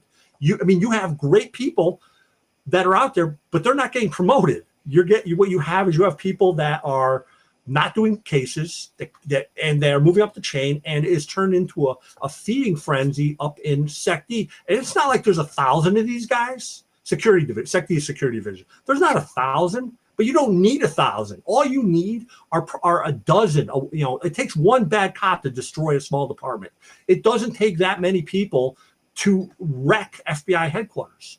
You have if one person's deciding, screw it, I don't like Kyle Seraphin, which has been said inside Sec D. I don't like him. He should have been removed. That person should have recused himself from evaluating your case, but that person never recuses herself. That was the other comment. That person, Dina, will never recuse herself in a case. And oh, by the way, I'm going to adjudicate this guy because her statement is because she doesn't like you. If she thinks you suck as an agent. But that's not her job. Her job is to assess you on your national security. Look, I've had people tell me, agents have different methods of doing investigations. I'm literally a donut and coffee guy. I'm going to go give a donut, talk to people until they're talking to me. And some people don't like that. There's a lot of different ways to do it. But so you'll say you suck or you don't. Her job isn't to determine whether Kyle Seraphin sucks. That's Kyle Seraphin's supervisor. There's a whole supervisory process.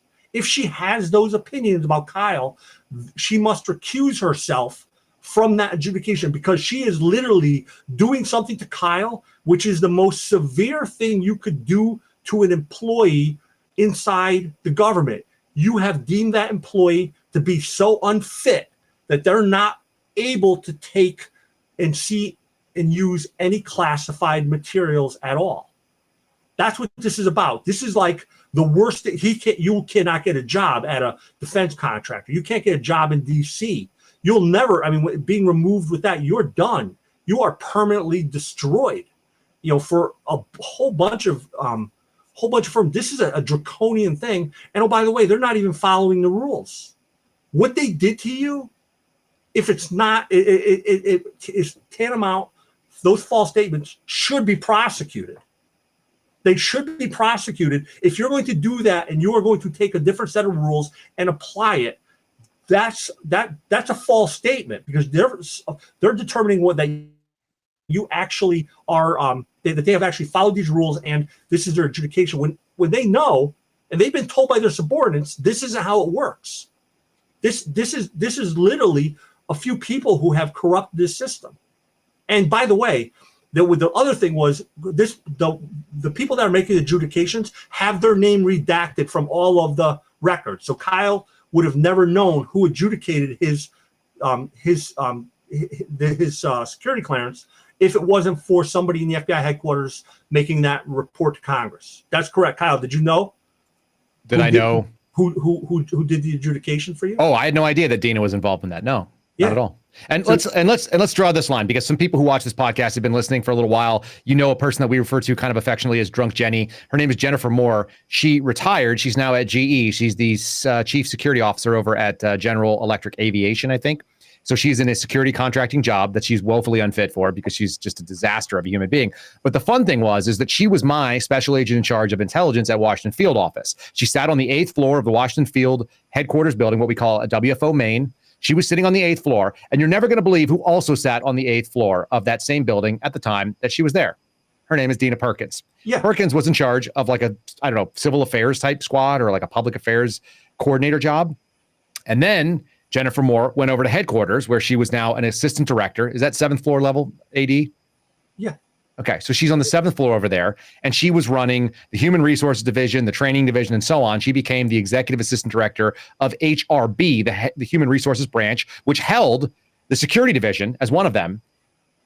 And Dina was the assistant section chief over there, which is one of the probably top 4 positions there. But she's a non-SES. She's a non-senior executive. So she's still like is that a GS-15 assistant? Yeah.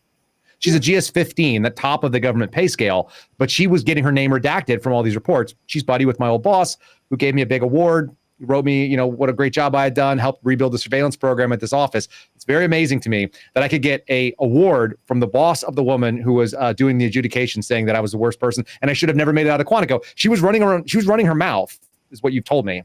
You want to tell people a little bit about what she was saying, like specifically? Yeah, she was saying you should have never made it out of Quantico. You were the worst. You were a performance disaster. How does that undermine her position? If I did, if you have personal opinions, you shouldn't be doing the adjudication. You should recuse yourself. That's just how it works. Kind of like when you have money invested in the company and you want to go investigate them for white collar. You're like, well, I can't do that.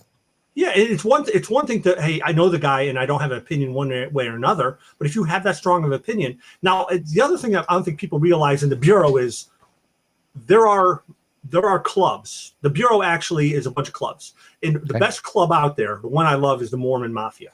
Yes. Now, people who are Mormon, if they come into the Bureau, they're going to be moved to counterintelligence, because Mormons have this is like racial bias, but this is like how the Bureau works. It's non-racial, but it's definitely religious. It's a religious bias. Yeah, okay, you're right. It's religious bias, but literally they'll take someone there because the Mormons know how to speak multiple languages. They've been overseas. They know how to deal. The Mormons, by the way, are considered one of the most loyal groups there is inside the FBI. Yes. I mean, these are if you get people that are going to investigate an agent for spying 20 years ago, you may call on this mafia, because they're all over the intelligence group, and say, hey, look, I need some people to do this investigation.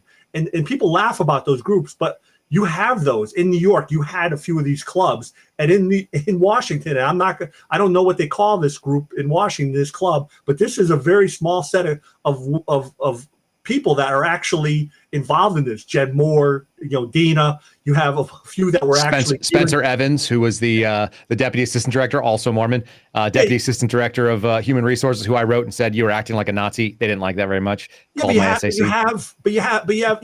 the women are kneeling down.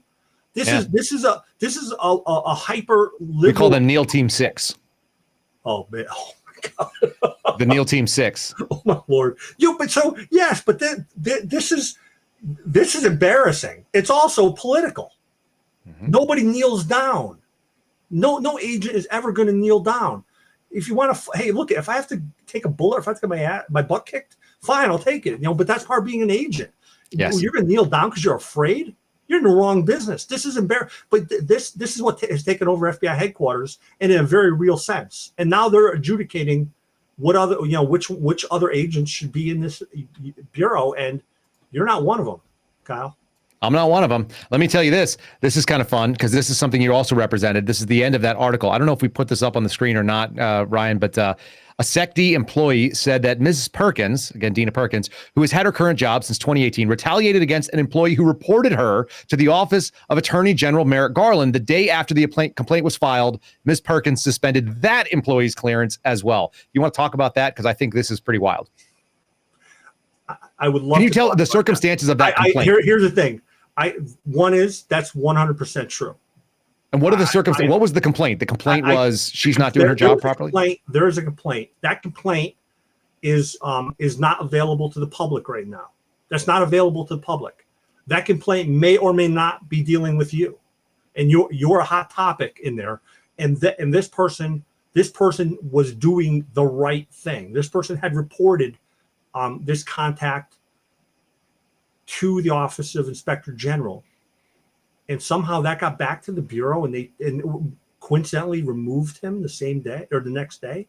And then they told him they had cameras up on him for months. Now, what are the chances that anyone in Insider Threat would ever put a camera inside the security division? That would never happen because you have sensitive classified information, and you would never allow any of that stuff to be recorded via some type of like Insider Threat video. That's just too dangerous to have that video. So what they were telling this person was just wrong.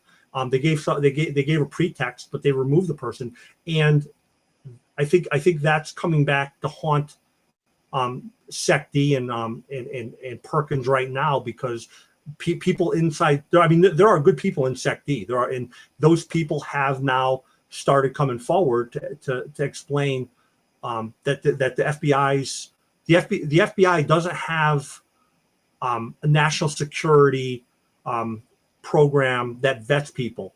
And by the way, you're familiar with U.S. Navy versus Egan? Of course, Navy versus Egan is why they said I had no ability to appeal my case. That's right. Basically the Supreme Court says if you're eliminated because of national security reasons, the executive branch, i.e. the FBI or other agencies, you have no recourse to actually go to a court and review it. That's why this is a great way of removing people, because there is no recourse.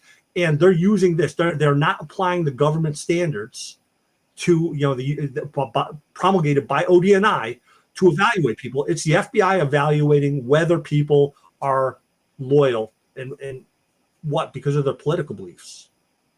The FBI should never have any type of surveillance capabilities if they're going to treat the U.S. citizens like they're treating their own employees. Which is really bad. It's Stasi stuff, is what people keep saying. That's so insane. I mean, and that's why you've heard me talk about 702 for the last 2 years, because this if they do it to you, they're going to do it to everyone else. They will not care.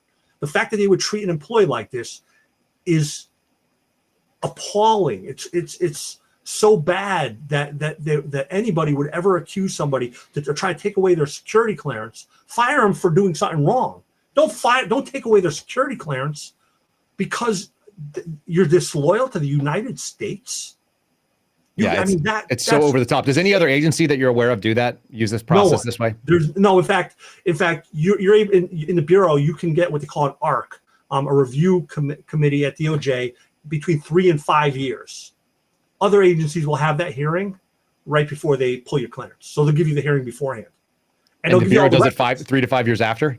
Yeah, the Bureau, you got 3 to 5 years. Congratulations. But like you go to a smaller agency, they're like, yeah, we're gonna have a committee. We'll by the way, we'll give you the records. We're gonna give you the records to look at, so you can actually defend yourself, because there's a whole bunch of mitigation and stuff that go along with the procedures. And there's some procedures in ODNI are called SEAD4, SEAD4. You can look them up. They're public, and you can see all the criteria. But they give people a chance to actually defend themselves. Oh, we think you're a threat to counterintelligence or the U.S.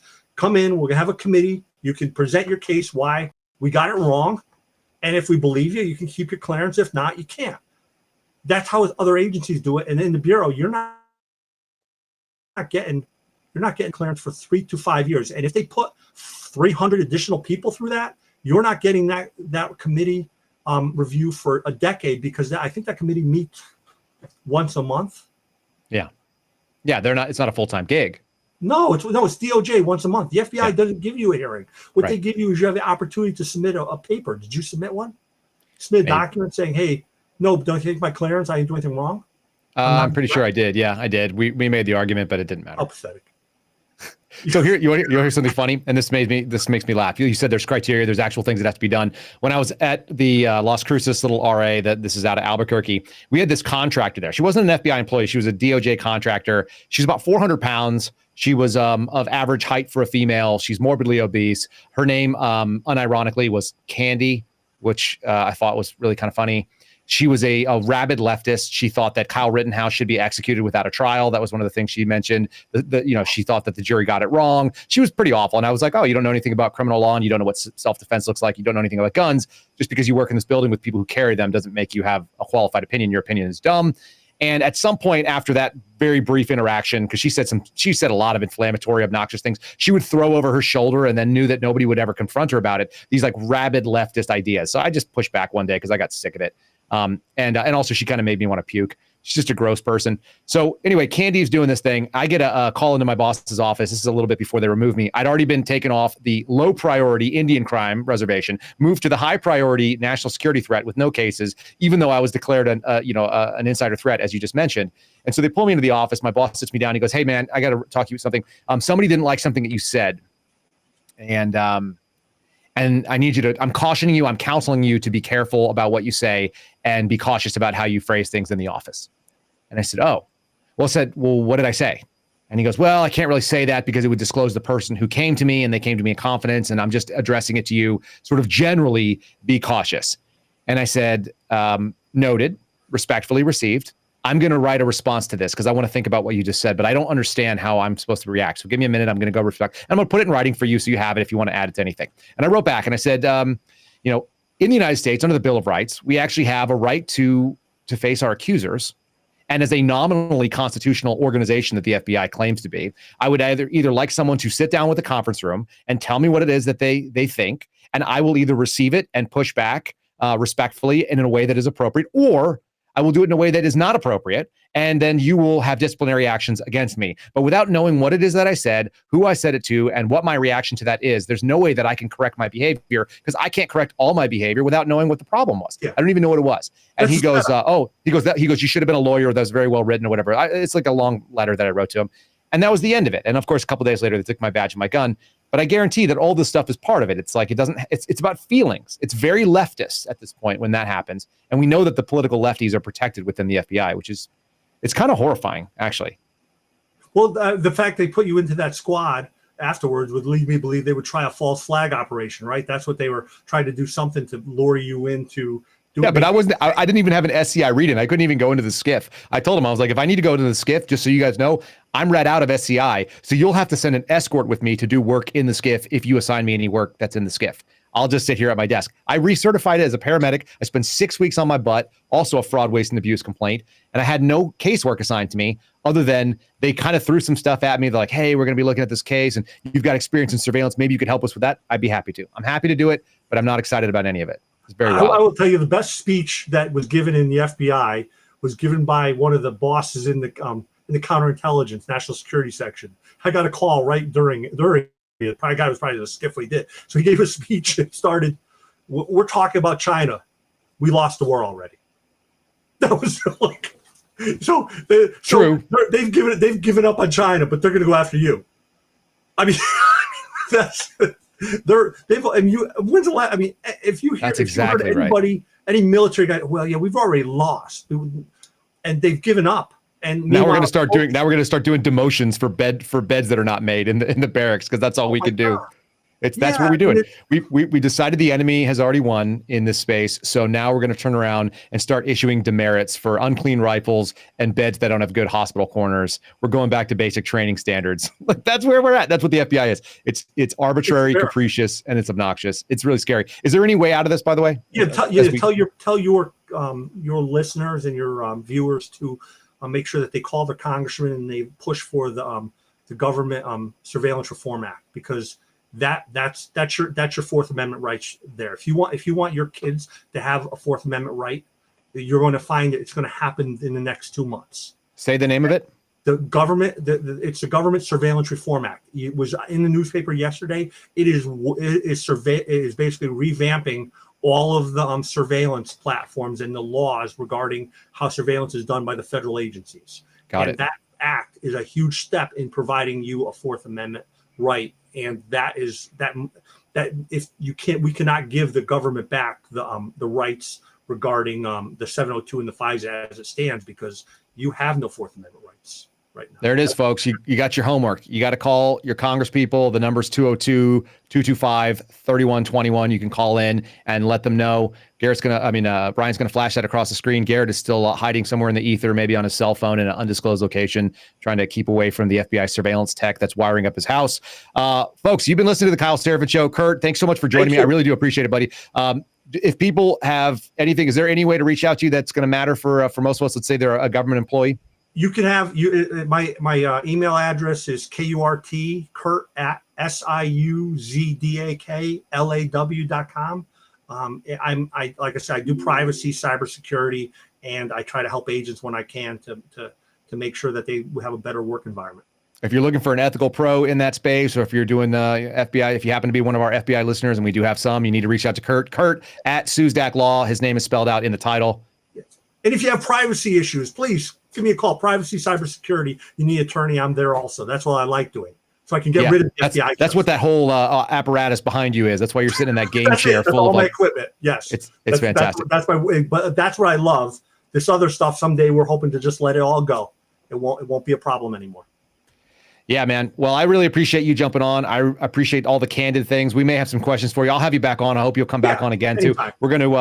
We're gonna wrap this one up. This has been plenty long. This is 2 in a row that we've gone awfully long on this. But folks, I appreciate you guys bearing with us. We had a record number of people, I think, on the live views, and we have a record number of likes on this. So if you guys are watching right now and you're still watching and you haven't given it a like on Rumble, we really appreciate it if you do. If you're watching somewhere else, come on to Rumble, rumble.com/Kyle Seraphin/live. We'll get you to the live show. You can hit the thumbs up right there. And that's what's powering us getting onto the leaderboard. So it makes a big difference in our ranking system. It moves the show forward, gets us more listeners and likers. We get to share this message, which very few people, I think, are going to have access to. There's not a lot of people that are going out there and know how to ask the right questions of the right people and have this kind of stuff out there. So this is fun. Like I said, today was self-serving, but oftentimes we talk about other stuff. Let's throw some of the super chats, some of the Rumble rants that we had on the board. I want to say thanks to all of you guys for putting this out there. Got to lean forward and see them. Handful of you throwing a couple of big ones out there. Real is Rare throwing out $50 and thank you. We appreciate you. I know you're there every day. Real is Rare, and you're one of our monthly supporters. Christopher WT saying $10. Incredible inside info. Thank you, gentlemen. Sybil Edmonds wrote, not only key positions within were compromised, but one of the agents whose responsibility it was to vet judges said he was told to vet. Interesting take. Tack Penis, I just love the name. It's a great name. One of my Air Force brothers says, question, if I have the actual state and municipal laws in my hand to show that I'm complying with the law, do I still have to submit to a false detainment because the cop has a bug up his butt? End of the day, you have to adjudicate after the fact is my take on it. We can do a whole show on civil disobedience, but that's what it is. Civil disobedience means you're in the right, but you're being violated, your civil liberties are, and then you'd have to come back and make a complaint, a civil liberties complaint, which you can do. A handful of others out there, whatever 007, threw one out there. Eric Jason, as usual, giving us the get the likes up. Appreciate all of you guys doing that. And Chad Zodi started us off with good morning, Suspendables everywhere. We say good morning to you. Guys, thanks for joining the Kyle Seraphin Show. It is streamed live from Liberty Hill, Texas at 0930. That is Eastern time. It's 8:30 here in Texas, America. It is now 10:30. We went an extra long time, so we appreciate it. Go to Apple if you're listening on there. Give us a 5-star review there. We're at 780. We can get up to 800 by the end of this month if you guys will push it. I would really appreciate all of the 5-star reviews. You can leave a review, and we will read them for you today, like these two. One from Snake Mo saying, dude, great podcast today. Thanks, Snake Mo. I can appreciate that. And the other one from Middle USA saying, straight to the point, 5 stars. Like what's really going on. You and Dan Bongino. Me and Dan Bongino. Man, Dan Bongino is the man. You guys know it. I love Dan. He does a great job, and he's been so good to me and my buddies, keeping our story relevant and keeping us out there. The Bureau can't crush us, and we have a bag full of metaphorical grenades to throw. Not literal grenades, but metaphorical political grenades to throw, because we got guys like Dan Bongino and Seb Gorka and Edward Robinson and others as well, just in our corner at all times. So support them as well. We're going to shut it down. Follow Ryan Matta at Ryan Matta Media on Twitter, or Ryan. Folks, it's been a real one today. If you haven't seen this article, go ahead and click in the show notes out there and check it out for yourself. It's all out there. These things are unraveling. We found the seam. We're going to just keep pulling at it. So God bless you. Thanks for joining us, and we will see you again tomorrow for another Kyle Seraphin Show. Adios. Thanks for listening to The Kyle Seraphin Show, streamed live weekdays on rumble.com/Kyle Seraphin. Follow Kyle on Twitter, Truth Social, and Instagram at Kyle Seraphin.